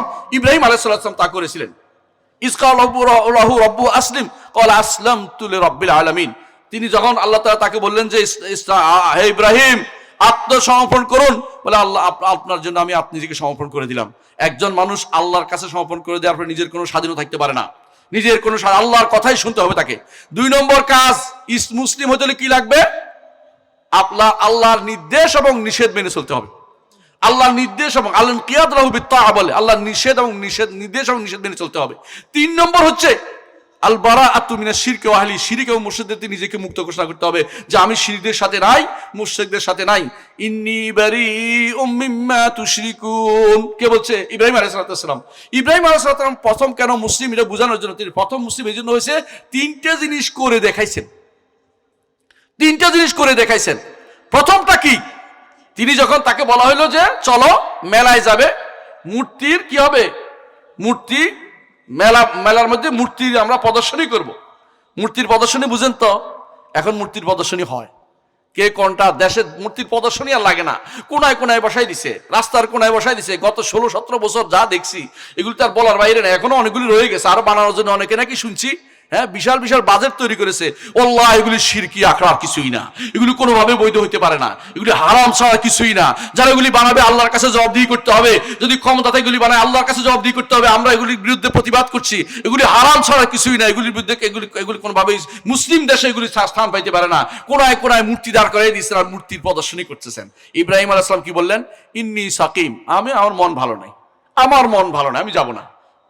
কি চুপ ছিলেন? না, সবাই যখন চলে গেছে একটা একটা করে ব্যাঙ্গে চূর্ণ করে ফেলছে। সবাই এসে বলছে কে করলো, কে করলো?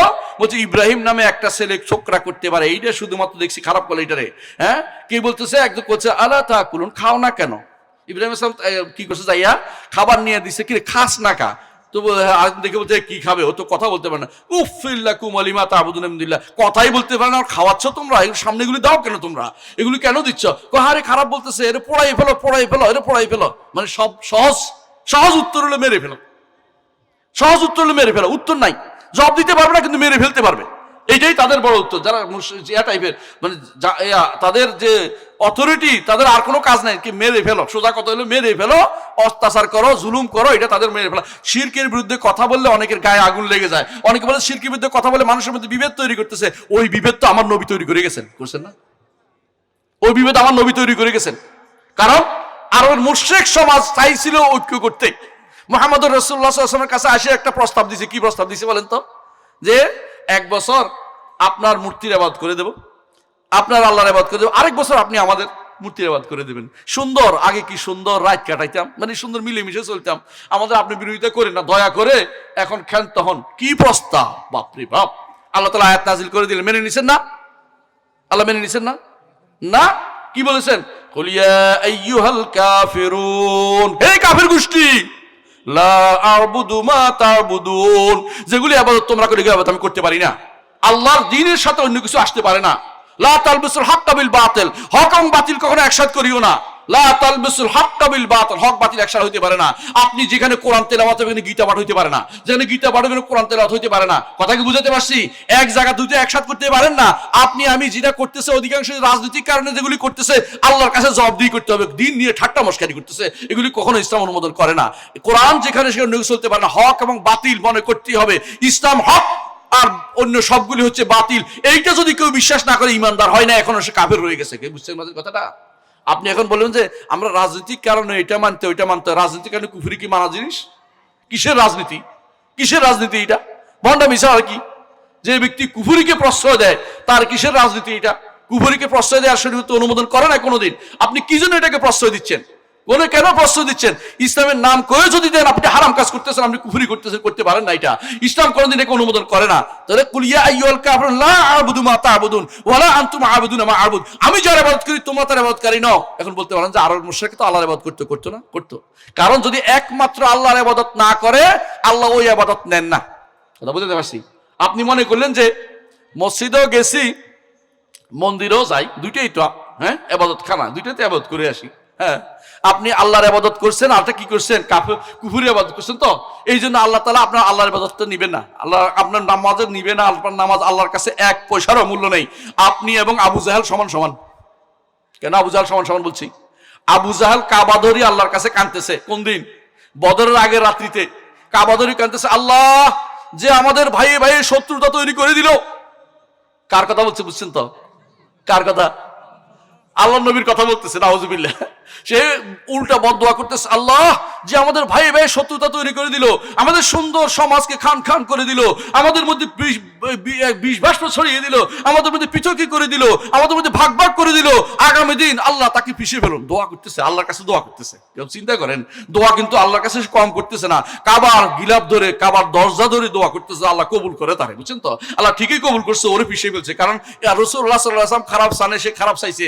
সে যে কুফরি চাইছে, কুফরি তো কোন আল্লাহ তাআলা কুফরি জিনিস তো আল্লাহ তাআলা মানবেন না। এই জন্য আল্লাহ তাআলা তাকে কি করেছেন? সে তাদেরকে ধ্বংস করেছেন। তাহলে আরবরা মানে রাসূলুল্লাহ সাল্লাল্লাহু আলাইহি ওয়াসাল্লাম যে যুগে ছিল, সে যুগে কিন্তু আল্লাহকে মানতো না তা নয়। তারা কি করতো দেখেন, তালবিয়া পাঠ করতো, হজের তালবিয়া পাঠ করতো, হজ করতো। আবু লাহাব কিন্তু, আবু জাহাল এগুলো কিন্তু হাজি ছিল, আল হাজ ছিল। এখনো কিন্তু দেখবেন যে অনেকগুলো আমাদের যারা রাজনৈতিক নেতাদের মধ্যে অনেকেই যারা ইয়াতে বিশ্বাসী, সেকুলারিজমে বিশ্বাসী আছে, এগুলি সব হজ করে আসে কিন্তু। এবং আপনাদের এদিকে আশেপাশে কিছু আছে সারা জীবন বাম রাজনীতি করেছে, বামগুলিতে সবচেয়ে নিকৃষ্ট মানুষ, এগুলো কোনো মানুষের কাতারেই পড়ে না। কারণ বাম মানে কি, মানে বাম মানে দিন মানি না, সেটা তো বুঝছেন। এটা বাম মানে দিন মানার কোনো সুযোগ নেই। বাম অর্থ এটা, বামা খেপা বামা, বাম মানে হলো দিনের নিজের ব্যাখ্যা দাঁড় করা। এরা এই মানুষগুলো যখন দেখবেন যে এরা কিন্তু এখনো ওই এদের কাছে ও নিজের মতো করে একটা ব্যাখ্যা দাঁড় করানো আছে, কথা বুঝতে পারছি। তো এরা কিন্তু আরবরা কিন্তু এই আল্লাহকে মানতো, কিন্তু হজও করতো। আবু জাহালরা হজ করতো কি দিয়ে? তাদের একটা কালেমা ছিল, কালেমাটা শুনবেন, লাব্বাইক আল্লাহুম্মা লাব্বাইক। এই তো আমরা বলি না, আল্লাহ আমি হাজির, আল্লাহ আমি হাজির, আল্লাহ আমি হাজির, আপনার দরবারে হাজির। বুঝছেন, আপনার আল্লাহর ঘরে কাজ যাচ্ছি, হাজির না, এটা হাজিরা দেওয়ার জন্য যাচ্ছি। আমি দুনিয়া অন্যায় করেছি, আমি হাজিরা দিতে আসছি, আমি ভুল করেছি, আমি হাজিরা দিতে আসছি, আমাকে ক্ষমা করে দিন, বলছো এটা লাব্বাইক আল্লাহুম্মা লাব্বাইক, লাব্বাইক লা শারীকা লাকা লাব্বাইক। আমি সাক্ষ্য দিচ্ছি যে আপনার কোনো শরীক নাই, আমি হাজির। এটুকু বলার পর তাদের মনে হইলো কি রে, এটুকু বললে তো আমাদের ওলি আল্লাহর সব বাদ হয়ে গেল। খেয়াল করছেন? তখন সঙ্গে সঙ্গে তারা যুক্ত করে দিছে, ইব্রাহিম আলাইহিস সালামের কালেমা বদলাই ফেলছে, তালবিয়া বদলাই ফেলছে। কি বলছে? ইল্লা শারীকান হুয়া লাকা তামলুকুহু ওয়া মা মালাক। তবে কিছু শরীক আছে যেগুলি আপনি মালিক, তারা আপনার মালিক না। এবারে ওই তবে দিয়া, বুঝছেন তো, তবে দিয়া দিয়া ওলি আল্লাহদেরকে ভিতরে ভিতরে ঢুকাইছে, যে ওলি আল্লাহদেরকে একটা খুশি রাখতে হয়। আজাল আলিয়াতা ইলাহা ওয়াহিদা ইন্না হাযা লাশাইউন উজাব। ওলি আল্লাহদের খুশি রাখতে হলে কিছু কিছু বলতে হবে, যে কিছু কিছু তো আছেই, সব তো আর বাদ দেওয়া যাবে না। আল্লাহর ওলিদের কিছু কিছু মেনে চলতে হয়, কথা বুঝছেন কিনা? এটা কারা করতো? আরবের মুশরিকরা কইতো। এইটার বিরুদ্ধেই আমার নবী যুদ্ধ করেছেন। আর আপনার দেশে এইটা যে ব্যক্তি করবে তাকে আপনি ওয়াহাবি বলেন, কেউ মাদখালি বলে, কেউ আলে হাদিস বলে, কেউ সালাফি বলে, কেউ অমুক তমুক বলে, কেউ নারকাটা বলে, মানে যা মুখে আসে তা বলে। ও গালি গালাজ দিচ্ছে যে আমরা আল্লাহ ছাড়া কারো ইবাদত করব না, আল্লাহ ছাড়া কারো কাছে ধর্ণা দিব না, আল্লাহ ছাড়া কেউ আমার উপকার বা ক্ষতি করতে পারে না, আল্লাহ ছাড়া কেউ আমার কিছু করার মতো ক্ষমতা রাখে না, আল্লাহই শুধুমাত্র আমার ভালো মন্দের মালিক, আর কেউ আমার ভালো মন্দের মালিক না। তিনি যদি মঞ্জুর না করেন আমি কোনোদিন জান্নাত তো যেতে পারবো না, তিনি যদি মঞ্জুর না করেন তাহলে আমি কোনোদিন মাপ পেতে পারবো না। কথা কি বুঝতে পারছেন? আল্লাহর কাছে আপনার সবকিছু আশ্রয় চাইতে হবে, সবকিছু থেকে তিনি শুধু আশ্রয় দিবেন। কোন শয়তানের কাছে আশ্রয় নিতে পারবেন না, কবরের কাছে আশ্রয় নিতে পারবেন না, মাজারের কাছে আশ্রয় নিতে পারবেন না। এগুলি যদি কোনো আপনি ঠিক করতে পারেন, আপনি ঈমান ঠিক আছে, আপনার ঈমান ঠিক নেই। কথা কি বুঝতে পারছি? ঈমান ঠিকের জন্য এই জন্য প্রথম যে কাজটি করতে হবে, অবশ্যই আল্লাহকে রব মানবেন। আমি আল্লাহকে রব মানতে কয়টা বলছি মনে আছে তো? আল্লাহকে রব মানতে হলে দুইটা, একটা হলো আল্লাহর জাতকে মানতে হবে, এবং সেটাকে কয়টা জিনিস বলতে বলেছি, আল্লাহর ফেলকে, কর্মকে মানতে হবে। আল্লাহর কর্ম তিনটা বড় কর্ম, একটা হচ্ছে তিনি স্রষ্টা, দ্বিতীয় তিনি মালিক, তৃতীয় হচ্ছে তিনি জগতের সবকিছু পরিচালনা করেন, আর কেউ কোনো কিছু পরিচালনা করতে পারে না। 3 নম্বর, এবার আসেন 2 নম্বর, আল্লাহ তাআলার নাম ও গুণ স্বীকৃতি দিবেন। আল্লাহ তাআলার যত নাম আল্লাহর জন্য নির্ধারণ করবেন, আর কাউকে দিবেন না। আল্লাহর গুণগুলি আল্লাহর জন্য স্বীকার করবেন। আল্লাহর গুণের মধ্যে 3টা গুণ সবচেয়ে বড়, এই 3টা উল্লেখ করব, বাকি উল্লেখ করব না। একটা হচ্ছে তিনি সব ক্ষমতার অধিকারী, আর কেউ কোনো ক্ষমতা রাখে না। কথা বুঝছেন কিনা? আল্লাহ তাআলা সমস্ত ক্ষমতার অধিকারী। আল্লাহ যাকে যতটুকু ক্ষমতা দিয়েছে সে পারে। জীবিত মানুষ কিছু ক্ষমতার অধিকার আছে, মরা মানুষ কোনো ক্ষমতার অধিকার নেই। জীবিত মানুষও যদি উপস্থিত থাকে সে আপনাকে কিছু একটা দিতে পারে। যেমন আমি বলতে পারি যে আমার চাটা ঠান্ডা হয়ে গেছে, একটা চা দেন, বলতে পারি, কারণ জীবিত মানুষ আছে। কিন্তু আমি যদি বলি যে ও খান জাহাঙ্গীর সাহেব আমার একটা চা খাওয়ান, তাহলে শিরক হবে এটা, কারণ সে তো অনুপস্থিত এবং সে মরা অনুপস্থিত অক্ষম, এর কাছে কিছু চাওয়া যায় না। কিন্তু জীবিত, উপস্থিত এবং সক্ষম তার কাছে চাওয়া যায়। যাচ্ছে আমি আপনাকে বলতে পারো ভাই আমাকে 1 গ্লাস পানি দেন, কথার কথা। কিন্তু আমি যদি বলি যে ও শাহজালাল সাহেব আপনি আমাকে একটা পানির ব্যবস্থা করে দেন, আপনি কিন্তু সঙ্গে সঙ্গে কাফের হয়ে গেছেন, কারণ আপনি এখানে শিরিক করেছেন। কথা বুঝছেন? আপনার এই তিনি তার এই ক্ষমতা নাই। দ্বিতীয়ত আরেকটা জিনিস আছে, ক্ষমতা জায়গাতে কার? কুদরতে কার? আল্লাহ। আল্লাহর একমাত্র সমস্ত কুদরতে কামের ক্ষমতা আল্লাহর। আর হচ্ছে সমস্ত গায়েবী জ্ঞান কার? আল্লাহ। আল্লাহ ছাড়া কেউ গায়েব জানে না। কেউ যদি বলে মুহাম্মদুর রাসূলুল্লাহ গায়েব জানে, তাহলে সে ব্যক্তি কাফের, কোনো সন্দেহ নাই। এমন যে ব্যক্তি আব্দুল কাদের জিলানী, সে ব্যক্তি গায়েবের খবর রাখে, সে ব্যক্তি কাফের। আপনি এখন কবরওয়ালার কাছে যা যা বলছেন এই বিশ্বাসে করেন যে তিনি আমার সম্পর্কে জানেন, ঠিক না?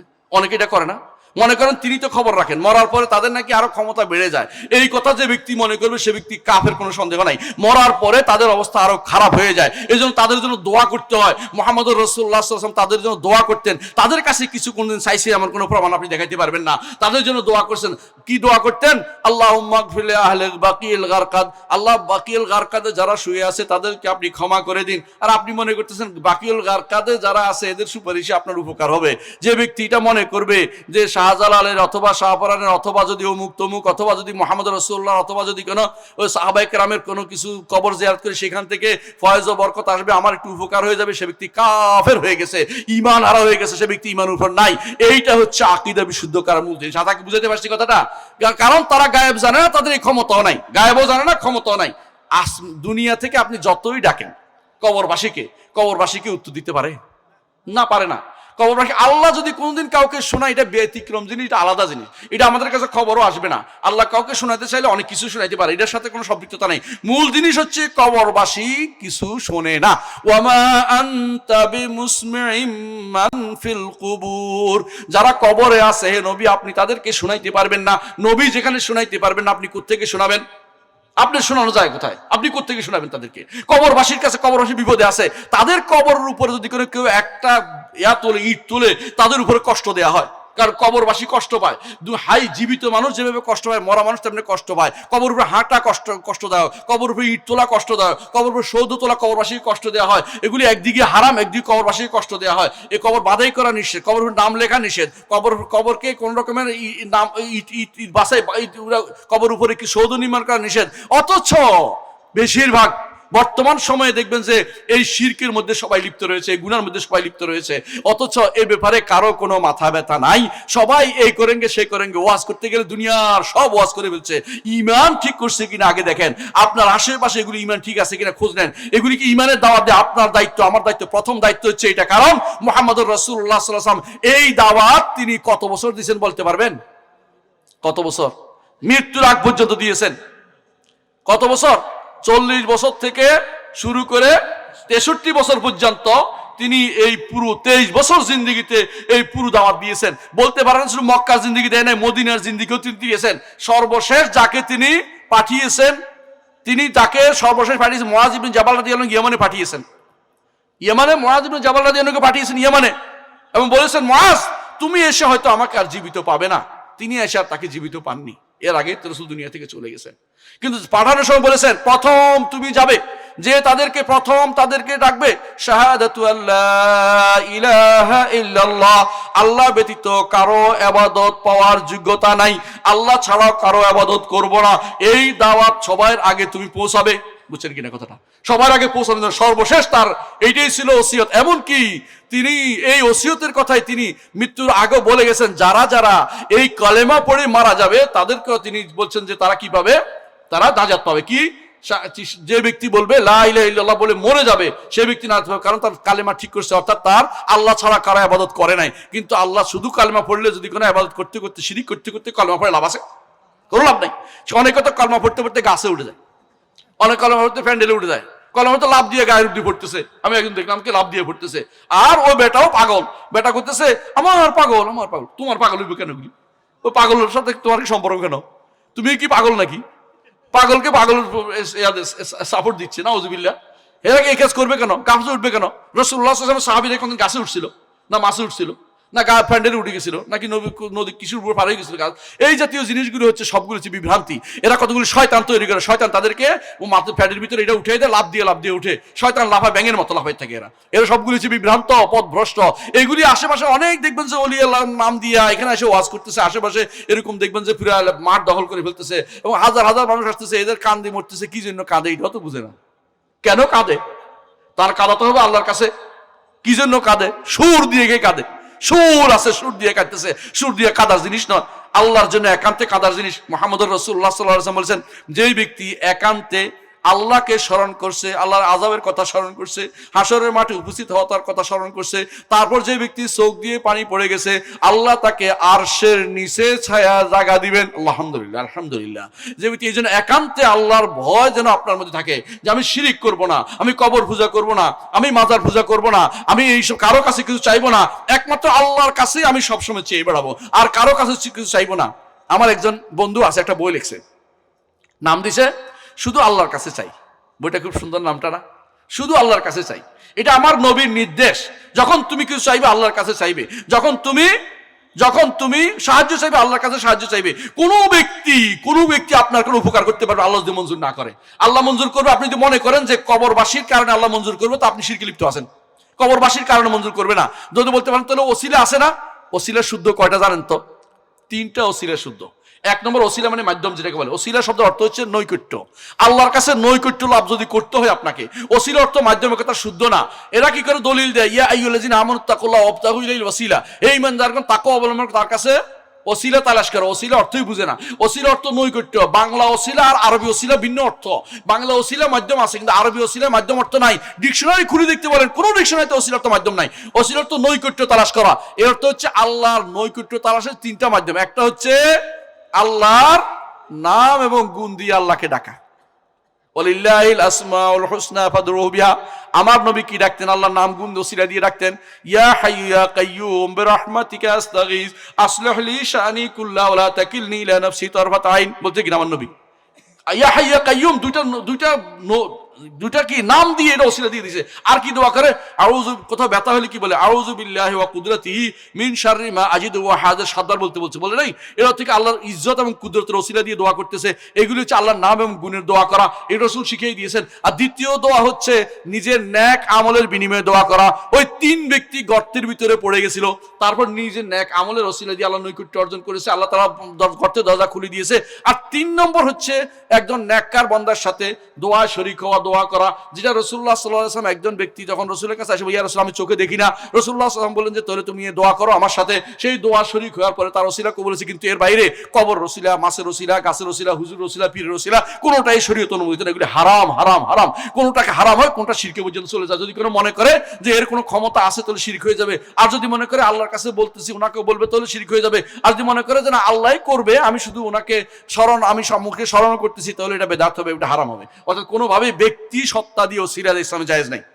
যদি জায়েজ হইতো তাহলে আমার নবী যত দোয়া করতেন, ইব্রাহিম আলাইহিস সালাম ওসিলা দিয়ে দোয়া করতেন, আল্লাহ ইব্রাহিমের ওসিলায় মাফ করে দাও, আল্লাহ মুসার ওসিলায় মাফ করে দাও। এটা বলছে? একবার বলছে? জীবনে বলে নাই। কারণ এই যদি ব্যক্তি সত্তার ওসিলা দেওয়া ইসলামে জায়েজ নাই। কবরের ওসিলা দেওয়া জায়েজ নাই, মাজার ওসিলা দেওয়া জায়েজ নাই, হুজুর ওসিলা দেওয়া জায়েজ নাই। নেক আমলের ওসিলা দেওয়া যায়। নিজের নেক আমল 2টা রাকাত নামাজ পড়ে আল্লাহর কাছে দোয়া করেন, কোরআন তেলাওয়াত করে নিজে আল্লাহর কাছে দোয়া করেন, এই ওসিলা দিয়ে দোয়া করেন। ভালো একটা নেক আমল করে আল্লাহর কাছে দোয়া করেন, 2টা টাকা দান করে এই ওসিলা দিয়ে দোয়া করেন, নেক আমল করে সেটা দিয়ে দোয়া করেন, অথবা আল্লাহর নাম ও গুণের ওসিলা দিয়ে দোয়া করেন, অথবা ভালো লোকের সাথে একাত্রিত হয়ে এখানে বসছেন দোয়া করেন, আল্লাহ আমাদের এই মজলিসটাকে কবুল করেন, দোয়া করেন। এইটিগুলি কাজে লাগবে। এর বাইরে যে সমস্ত ওসিলার নাম দিয়ে আজকে শিরিক চালু আছে, এগুলি থেকে আমাদের বাঁচতে হবে। ওসিলা নাম করে শিরিক করতেছে বেশিরভাগ মানুষ। বুঝছেন কথাটা? 3 নম্বর যেটা করে, যেই গুণটার কথা বলা হয়নি, যেই গুণটার কারণে অনেক মানুষ শিরকে লিপ্ত হয়েছে, এটা কি? 3 নম্বর, হুকুম। দুনিয়াতে বিধান দেওয়ার মালিক কে? আল্লাহ। কেউ যদি মনে করে অন্য কেউ বিধান দিতে পারে, তারা মুশরিক। কারণ বিধান, হুকুম দাতা হচ্ছে আল্লাহ, হাকাম। আল্লাহর নাম হচ্ছে হাকাম, আল্লাহর হুকুম হচ্ছে আল্লাহর বিধান, এবং আল্লাহ হচ্ছেন হাকিম, তিনি হচ্ছেন আহকামুল হাকিমিন। দুনিয়া কেউ যদি কোনো আল্লাহর বিধানের জায়গায় নিজের বিধান প্রতিস্থাপন করে, সে ব্যক্তি মুশরিক এবং তাগুত হয়ে যাবে। এই কথা হচ্ছে আমাদের শরীয়ত, আমাদের দেশে এবং বিভিন্ন দেশে আপনি ভালো করে দেখেন, আল্লাহর বিধান কি আছে? শরিয়া বিধান কি চলে? এরা শরিয়ার বিধানকে মানে না। অনেকে বলতে থাকে, অনেকে বলে নিজে বেশি বাড়াবাড়ি করে কি বলে যে আমরা বা অমুক দল অমুকে, তা আমরা শরিয়া আইনে বিশ্বাস করি না। শরিয়া আইনে যদি কেউ বিশ্বাস না করে, সে ব্যক্তি ঈমানদার নয়, কাফের। হজ করে আসলো কাফের হবে না, হজ করে আসলো সে ব্যক্তি ঈমানদার থাকতে পারবে না, কারণ সে কাফের হয়ে গেছে। কথা বুঝতে পারছি? আল্লাহর বিধানকে ছোট বড় সব জায়গায় মানতে হবে। আপনারা যারা ঈমানদার আছেন, আপনারা যারা আরবি পড়তে পারেন, ইমাম ইবনে কাসির রহমতুল্লাহ আলাইহির কিতাবুত তাফসিরের তার তাফসিরের ইমাম ইবনে কাসির তাফসিরের সূরা মায়েদার 50 নম্বর আয়াতের ব্যাখ্যা পড়বেন, বাংলা অনুবাদ আছে, পড়ে দেখবেন, সেখানে স্পষ্ট আছে ছোট বড় সব কিছুতে আল্লাহর বিধানকে যারা মেনে নেবে না তারা কাফের ছাড়া কিছুই না। ছোট বড় সব কিছুতে আল্লাহর বিধানকে মানতে হবে, কিছু মানি না চলতে পারে না। এখানেও তারা শিরিক করতেছে। এই জায়গাতেও আপনার ঈমান যদি ঠিক না হয়, আপনি যত বড় দানে করেন না কেন, নামাজে পড়েন না কেন, এগুলো আল্লাহর দরবারে কবুল হচ্ছে না। কথা বুঝছেন? 3 নম্বর যে ঈমান যদি শুদ্ধ করতে, আকীদা শুদ্ধ করতে, 3 নম্বর কাজ হচ্ছে একমাত্র আল্লাহর ইবাদত করতে হবে। ইবাদত কার হবে? আল্লাহর। ইবাদত কি জিনিস? ইবাদত কি শুধু রুকু সিজদা? ইবাদত রুকু সিজদা না। যে জিনিসের ভালোবাসা আল্লাহ তাআলার ভালোবাসার উপরে উঠে যাবে সেটা ইবাদত হয়ে যায়। যে জিনিসের বিনয় আল্লাহ তাআলাকে যে বিনয় দিয়ে ইবাদত করতে হয় সেটার চেয়ে বেশি হয়ে যাবে, সেটা ইবাদত হয়ে যায়। দলিল রাসূলুল্লাহ সাল্লাল্লাহু আলাইহি ওয়াসাল্লাম বলেছেন, তায়েস আব্দুদ দিনার, তায়েস আব্দুদ দিরহাম, তায়েস আব্দুল খামিলা, তায়েস আব্দুল খামিসা। রাসূল বলেন, ধ্বংস হোক দিরহামের দাস, ধ্বংস হোক দিনারের দাস। দিরহামের দাস কেমনে হয় কেউ বলতে পারবেন আপনাদের মধ্যে? একটা টাকার দাস কেমনে হয়? টাকার দাস টাকারে সিজদা করে তো কি করে? মানে টাকার জন্য হেন কোনো কর্ম নয়, সে কোনো ছাড়তে রাজি নয়। কথা বুঝেন কিনা? টাকার জন্য সে হেন কোনো কর্ম নাই যা করতে রাজি নাই। টাকার জন্য সে বিনয়ে যত পারে সব করবে। প্রয়োজনে টাকার জন্য ওই বসের মাথার পায়ের মধ্যে একটা সিজদা করে দিবে, বাঁকা হয়ে বসে থাকে, বসে যত অপমান করে ছাড়ে না, বুঝছেন? অথচ আল্লাহর ঘরে মসজিদে আসলে তার মন টিকে না। কথা বুঝছেন তো? কার জন্য সে বিনয় প্রকাশ করছে বেশি আপনি বুঝেন তো? কাকে বেশি ভালোবাসছে বুঝেন তো? যার অন্তরে যেটাকে বেশি ভালোবাসে, আল্লাহর চেয়েও বেশি ভালোবাসে, এটা ইবাদত হয়ে যায়। গুনার কাজ হইতে পারে, প্রবৃত্তি হইতে পারে, দুনিয়ার টাকা হইতে পারে, কাপড় হইতে পারে, চোপড় হইতে পারে, দুনিয়ার চাকরি হইতে পারে। এমন কি যারা পুলিশে চাকরি করে ওদের চাকরিটাও কখনো কখনো এই দেখবেন যে দুনিয়া সবকিছুর উপরে ছেয়ে গেছে, আল্লাহর নির্দেশের উপরে ছেয়ে গেছে, ওরাও পুলিশের এই শিরিক করতেছে। কিসের? আল্লাহ তাআলার হুকুম যেটা ছিল অর্ডার, এর বিপরীতে গিয়ে ভালোবাসা বেশি বাসছে কারে? তারা বেশি বাসছে দুনিয়ার জিনিসটাকে বেশি ভালোবাসছে। কথা বুঝেন? অনেক সময় বউ স্বামীর কি করে? ইবাদত করে। অনেক সময় স্বামী বউর ইবাদত করে, নাউজুবিল্লাহ। অনেক সময় ফুটবলের ইবাদত করে, অনেক সময় ক্রিকেটের ইবাদত করে। কারণ তার কাছে ক্রিকেটেই দুনিয়ার সবকিছুতে বেশি প্রিয় যদি হয়ে যায়, তখন সেই ব্যক্তি আল্লাহর ইবাদত সে ওইটাকে ইবাদত করতেছে। ভালোবাসার জায়গা হচ্ছে সত্যিকার ইবাদত। কথা কি বুঝতে পারছেন? সুতরাং কেউ যদি কোনো আল্লাহকে যেটা দেয়া দরকার, সবচেয়ে বেশি ভালোবাসতে হবে আল্লাহকে, সবচেয়ে বেশি বিনয় প্রকাশ করতে হবে আল্লাহকে, আল্লাহর কাছে আশা করতে হবে, ভয় বেশি কার করতে হবে? আল্লাহকে করতে হবে। এখন কেউ যদি কোনো তার ভরসা কার কাছে করতে? আল্লাহর কাছে করতে হবে। এইগুলিতে যদি কোনো দুনিয়ার কাউকে সামান্যতম অংশ দেন, সেই ব্যক্তি মুশরিক ছাড়া কিছুই নয়। আমি কি বুঝাতে পারছি? আকীদা বিশুদ্ধ করার জন্য প্রথমে এই তিনটে জিনিসের কথা বলছি। আল্লাহকে রব হিসেবে মানতে হবে, আল্লাহর নাম ও গুণকে স্বীকৃতি দিতে হবে, এবং একমাত্র আল্লাহর ইবাদত করতে হবে। এই ইবাদতের ক্ষেত্রে যদি শিরিক হয়ে যায়, আপনার আমার আর জান্নাতে যাওয়ার কোনো সুযোগ থাকবে না। জান্নাতে যেতে চান কিনা? কে যেতে চায় দেখি? আমি হাত তোলা দিই। আল্লাহ আমাদের হাতগুলি কবুল করুন। আল্লাহ আমাদের জান্নাতের জন্য কবুল করুন, আমিন। আল্লাহ আমাদেরকে বিনা হিসাবে জান্নাত দিন। আল্লাহ আমাদেরকে আরশের নিচে ছায়া দিন। আল্লাহ আমাদের হাতগুলি কবুল করুন। আল্লাহ আমাদের সবাইকে সলবে সালিনের পথে চলার তৌফিক দান করুন। আল্লাহ আমাদেরকে সালাফি মানহাজের উপর রাখুন। আল্লাহ আমাদেরকে সহিহ মানহাজের উপর রাখুন। আল্লাহ আমাদের আহলে হাদিসের মানহাজের উপর রাখুন, আমিন। আল্লাহ আমাদের কবুল করুন, আমিন। আল্লাহুম্মা আমিন। প্রিয় ভাইয়েরা, এতক্ষণ দোয়াটা কেন করলাম? এই জন্য যে জান্নাতে কিন্তু যেতেই হবে, বিকল্প নাই। জান্নাতে না যাইলে কোথায় যেতে হবে? জাহান্নামে। মাঝখানে কিছু নাই। জান্নাতে যেতেই হয়। দুনিয়া থাকতে অন্তত কিছুটা চেষ্টা করা উচিত। এর মধ্যে প্রথম শর্ত হচ্ছে ঈমানটা ঠিক করতে হবে, তাওহীদটা ঠিক করতে হবে। আল্লাহর উপরে ঈমান যেটা, এটা নামে তাওহীদ। আল্লাহর উপরে ঈমান যেটা, এটাই তাওহীদ। এই তাওহীদ যদি ঠিক না হয়, বাকিগুলি আপনি ঈমান রেখে কিলাম। আপনি হয়তো মনে করেন কবর আযাব আছে, হাসরের মাঠে যাইতে হবে, এগুলি মনে করছেন, কিন্তু আল্লাহর উপরে ঈমানের জায়গাতে আপনার সমস্যা হয়েছে, আপনার বাকিগুলি বাদ হয়ে গেছে। এখন প্রথম কাজ হচ্ছে প্রথম আল্লাহর উপরে ঈমান আনতে হবে। মুহাম্মদুর রাসূলুল্লাহ সাল্লাল্লাহু আলাইহি ওয়াসাল্লাম তখন বাজারে যেতেন, কি বলতেন মনে আছে আপনাদের? আমি কি বেশি সময় নিচ্ছি? আর 5 মিনিট নেবেন ইনশাআল্লাহ। মুহাম্মদুর রাসূলুল্লাহ সাল্লাল্লাহু আলাইহি ওয়াসাল্লাম বাজারে যেতেন। বাজারে গিয়ে কি বলতেন? আইয়ুহান নাস কুলু লা ইলাহা ইল্লাল্লাহ তুফলিহু। হে মানুষেরা, বলো লা ইলাহা ইল্লাল্লাহ, সফল কাম হইতে পারবে। কত বছর দাওয়াত দিছে ভাই? 13 বছর। প্রথম বাজারে, মক্কার বাজারে 13 বছর দাওয়াত দিছে। এই 13 বছর কে বিরোধিতা করছে জানেন? সবচেয়ে কাছের মানুষ, তার চাচা আবু লাহাব বিরোধিতা করছে। আবু লাহাব পিছনে থাকতো আর বলতো, মুহাম্মাদের কথা শুনো না, মিথ্যাবাদী। মানুষ দূর থেকে আসতো, কি দেখে বলতো, এটা হলো চাচা, এটা হলো ভাতিজা। চাচা ভাতিজা লড়াই চলতেছে, মানে এটা চাচা, এটা ভাতিজা। কত এটা কেন বলে? যাই শুনে আসো, যখন চাচার কাছে গেছে কি হয়েছে, আমার ওটার পাগল ধরছে, ওটার এটা হচ্ছে, ওটা শুনে না, ওইটা। তো একজন আসছে, হাদিসে আসছে, আমি জাহিলি যোগ কিছু আছে না, ফুটু দিয়া এটা করে ওইটা করে রুকিয়া করে, আমি এই জন্য পাগলামি আর ওই জিন দৌড়াইতে পারতাম ভালো, ধমক দিলে চলে যেত। তো আমি মনে করছি একটা সুন্দর মানুষ দেখা যাচ্ছে, তারা যদি ধমকা জিন চলে গেল তো ভালো। তো আমি গেছি, যাই বললাম যে আপনাকে বলছি জিনে দর্শে শুনছি, আপনাকে আমি কিন্তু কিছুটা কবিরাজি পারি। তো বলতেছে তাহা মা আনজালনা আলাইকাল কুরআনা লিতাশকা ইল্লা তাযকিরাতাল লিমান ইয়াখশা তানজিলাম মিম্মান খালাকাল আরদা ওয়াস সামাওয়াতিল উলা আর রহমানু আলাল আরশি ইস্তাওয়া। বলতেছে সুবহানাল্লাহ, এই বাক্য তো এত সুন্দর, এই পাগলের মুখ দিয়ে বের হওয়ার জিনিস না, এত সুন্দর কথা কি কয়। আমি আরেকটু বলেন তো। তিনি আরেকটু পড়ে শোনাচ্ছে। আমি ইসলাম গ্রহণ করলাম। আপনি কি করতে হবে? ইসলাম গ্রহণ করো। আমি ইসলাম গ্রহণ করলাম। তো ওই যে কইছে বেচারা উল্টা গেছে না, এতক্ষণ ধরে যা বুঝাইছে এখানে আসার পর ঠিক হয়ে গেছে। কারণ রাসূলের কাছে শুনে দেখেছে এই বাক্য সাধারণ মানুষের মুখ দিয়ে বের হওয়ার কথা না, এটা বিশেষ পানি, নিঃসন্দেহে এটা আল্লাহর পক্ষ থেকে ওহী আসছে, এটা কেউ বানাইতে পারবে না। এত সুন্দর কথা যার মজাই আলাদা। আরবের মুশরিকরা পর্যন্ত কি করতো?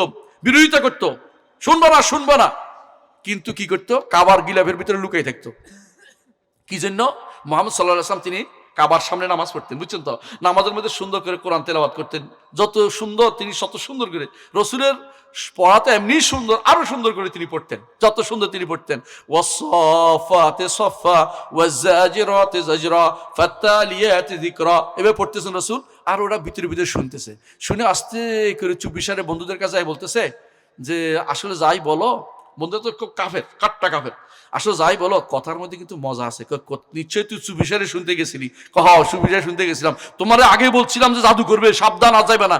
যাচ্ছি না তো, তবে বন্ধুদের কাছে তো বড় হইতে হবে একবার, হ্যাঁ, অহংকারী হইতে হবে। তোমাদের কাছে যখন হক কথা দাবি যায়, তোমরা কি করবা? বলবো যে আরেকজন বলবো যে সাবধান, তোমার কিন্তু জাদু করবে, এরা কিন্তু বড় খারাপ জিনিস, এরা কিন্তু মাঝে মধ্যে উল্টাপাল্টা করে তোমাদেরকে নিয়ে যায়, বুঝলেন কথাটা? তো এই কথা কিন্তু অনেকে তখনও বলতো এটা, হ্যাঁ, যে সাবধান, শুনবে না। আবার ভিতরে প্রত্যেকেই লুকোচুরি করে শুনতো। এবং একদিন স্বীকার করছে সবাই যে এই বাণী কিন্তু, যত কথাই বলো, এই বাণী কিন্তু সাধারণ বাণী না। কারণ আমরা কোনোভাবে এত কিছু শুনছি, কবিতা শুনছি, এত কসিদা শুনছি, এটা শুনছি, ওটা শুনছি, এই বাণীর মতো কোনো বাণী আমরা কোনোদিন শুনি নাই। এরপর সবাই মিলে সেটা তো না, আমাদের জাদু করা হচ্ছে, আমরা এটা বাদ দিলাম, সব বাদ, নিবে না, জোর করে সরাই দিচ্ছে মন থেকে যে না, এটা কোনোভাবে গ্রহণ করা হবে না। আজও দেখবেন যে হকের দাওয়াত দেন, সহিহ আকীদার দাওয়াত দেন, ঈমানের দাওয়াত দেন, অনেকের মধ্যে ভাবান্তর হবে যে নেয়া দরকার, কিন্তু ওই যাবে কার কাছে? ওই অলির কাছে, অথবা মুরব্বীর কাছে, আকাবেরের কাছে, বড় ব্যক্তির কাছে। ওই ব্যক্তি কইব আগে তোমাদেরকে বলছিলাম, বড় করে মানা করে দিবে আপনাদেরকে, কেউ যেন শুনতে না পারে আপনাদের হক কথা, বুঝেন তো? আর কেউ বলবে ওয়াকালাল্লাযীনা কাফারু লা তাসমাউ লিহাযাল কুরআনি ওয়ালগাউ ফীহি লাআল্লাকুম তাগলিবুন ফালানুযীকান্নাল্লাযীনা কাফারু আযাবান শাদীদান ওয়া লানাজিয়ান্না মাসওয়াল্লাযী কানু ইয়ামালুন। কাফেররা বা ওনারা কি আল্লাহর কোরআন যেন কেউ শুনতে না পারে এই বুদ্ধি করে, আল্লাহর কোরআন শুনতে চায় না। অনেকে দেখবেন যে আপনি কি বুঝেন, আপনি শুধু আমার এখানে বসে থাকবেন, আপনি কি কোরআন হাদিসের পড়েন, কোরআন যে আপনি পড়তে পারবেন না, ইয়াং ফলাফল কোরআন হাদিস পড়লে নষ্ট হয়ে যাবে। এগুলো আপনাদেরকে বই পড়তেও মানা করবে। দেখবেন বই পড়তে অমুকের বই পড়বেন না, অমুকেরটা এটা করবেন না। ও যে হক কথাটা বলছে কোরআন এবং হাদিসের রেফারেন্স দিয়ে, এইটা তার কাছে ভালো লাগে না।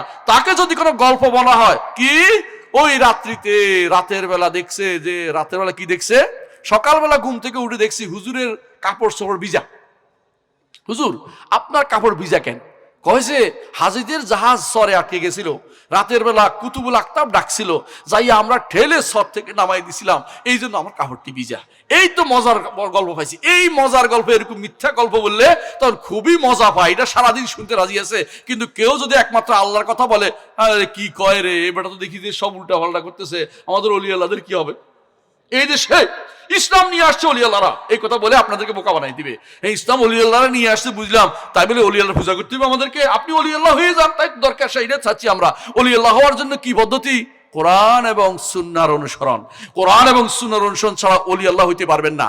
ওলি আল্লাহ হওয়ার চেষ্টা করুন, ওলি আল্লাহর ইবাদত করা বন্ধ করে দিন। কি ঠিক আছে?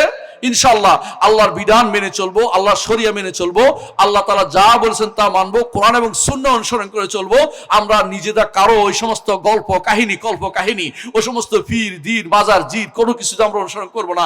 ইনশাআল্লাহ একমাত্র আল্লাহর ইবাদত করে কবর যেতে চাই, যেন কবরের প্রশ্ন উত্তর দিতে পারি কি রব্বি আল্লাহ, আমার রবকে ছিল আল্লাহ ছিল। কবর উপরে আমি আল্লাহকে একমাত্র রব মেনেছি, কারো কাছে আমি ধারণা দেইনি, একমাত্র আল্লাহকে, আল্লাহর কাছে ধারণা। দুনিয়ার বুকে আমি একমাত্র আল্লাহকে রব মেনেছি। দ্বিতীয় হচ্ছে দুনিয়ার বুকে আমি আমার নবী মুহাম্মদ সাল্লাল্লাহু আলাইহি ওয়াসাল্লামকে আদর্শ মেনেছি, বাইরের কোনো আদর্শ আমি নেই নাই। আব্রাহাম লিঙ্কনের আদর্শ নেই নাই, ইব্রাহিমকে আদর্শ বানিয়েছি। আব্রাহাম লিঙ্কনকে বানাই নাই, অমুক তমুককে বানাই নাই, একমাত্র আল্লাহ রাব্বুল ইজ্জত যে নবীকে পাঠিয়েছে আদর্শ হিসেবে, লাকাদ কানা লাকুম ফি রাসূলিল্লাহি উসওয়াতুন হাসানাহ, যেই নবীকে আমাদের আদর্শ হিসেবে দিয়েছেন সেই তাকেই শুধু আদর্শ মেনেছি, তাকেই শুধু নবী মেনেছি। এবং ইসলামকে দ্বীন হিসেবে সন্তুষ্ট ছিলাম, রাদিতু বিল্লাহি রাব্বান ওয়া বিল ইসলামি দীনান ওয়া বি মুহাম্মাদিন নাবিয়ান। এইটা যদি আমরা মেনে চলে যেতে পারি, কবর ইনশাআল্লাহ উত্তর দিতে পারবো, কোনো সমস্যা হবে না। এটাকে নিজের সারা জীবনের পথ হিসেবে নেন। আল্লাহ আমাদের কবুল করুন। আমি আর কথা দীর্ঘ করবো না, কারণ অনেক ওয়াদা করেছিলাম যে এক ঘন্টা বেশি হয়ে গেছে আমার মনে হয়। তো আপনাদের কাছে আমি ক্ষমা চেয়ে নিচ্ছি বেশি সময় নেওয়ার জন্য। কিন্তু মনে রাখবেন, যতটুকু বলেছি একটু আমল করবেন। দাওয়াত প্রত্যেকে দিতে হবে, দাওয়াত প্রত্যেকে দিতে হবে। আপনার পরিবার দাওয়াত দিতে হবে, আপনার পাশের লোকে দাওয়াত দিতে হবে। আপনাকে যত কথাই বলুক, খারাপ বলুক, ছাড়বেন না, দাওয়াতে লেগে থাকতে হবে। কারণ একটা মানুষ যদি হেদায়েতে আসে, তার সারা জীবনের শেষ বা তার মাধ্যমে যত মানুষ হেদায়েতে আসবে, সবার কিছু আপনার আমলনামা যুক্ত হবে। ভালো না খারাপ? ভালো না খারাপ? তাহলে এটা কেন করবেন না? এটা তো আপনার জন্য, এটা সুযোগ, দাওয়াত দেওয়ার সুযোগ আল্লাহ তাআলা তৈরি করে দিয়েছেন। এই দাওয়াত দেওয়া থেকে বন্ধ করুন। ইমানদারের প্রথম কাজই হচ্ছে দাওয়াত, এবং শেষ কাজও হচ্ছে দাওয়াত। দাওয়াত ছাড়া কিছু সে চিন্তা করবে না। আল্লাহ আমাদের বুঝার তৌফিক দান করুন। সুবহানাকাল্লাহু ওয়া বিহামদিকা, আশহাদু আল্লা ইলাহা ইল্লা আনতা, আস্তাগফিরুকা ওয়া আতুবু ইলাইক। আসসালামু আলাইকুম ওয়া রাহমাতুল্লাহি ওয়া বারাকাতুহু।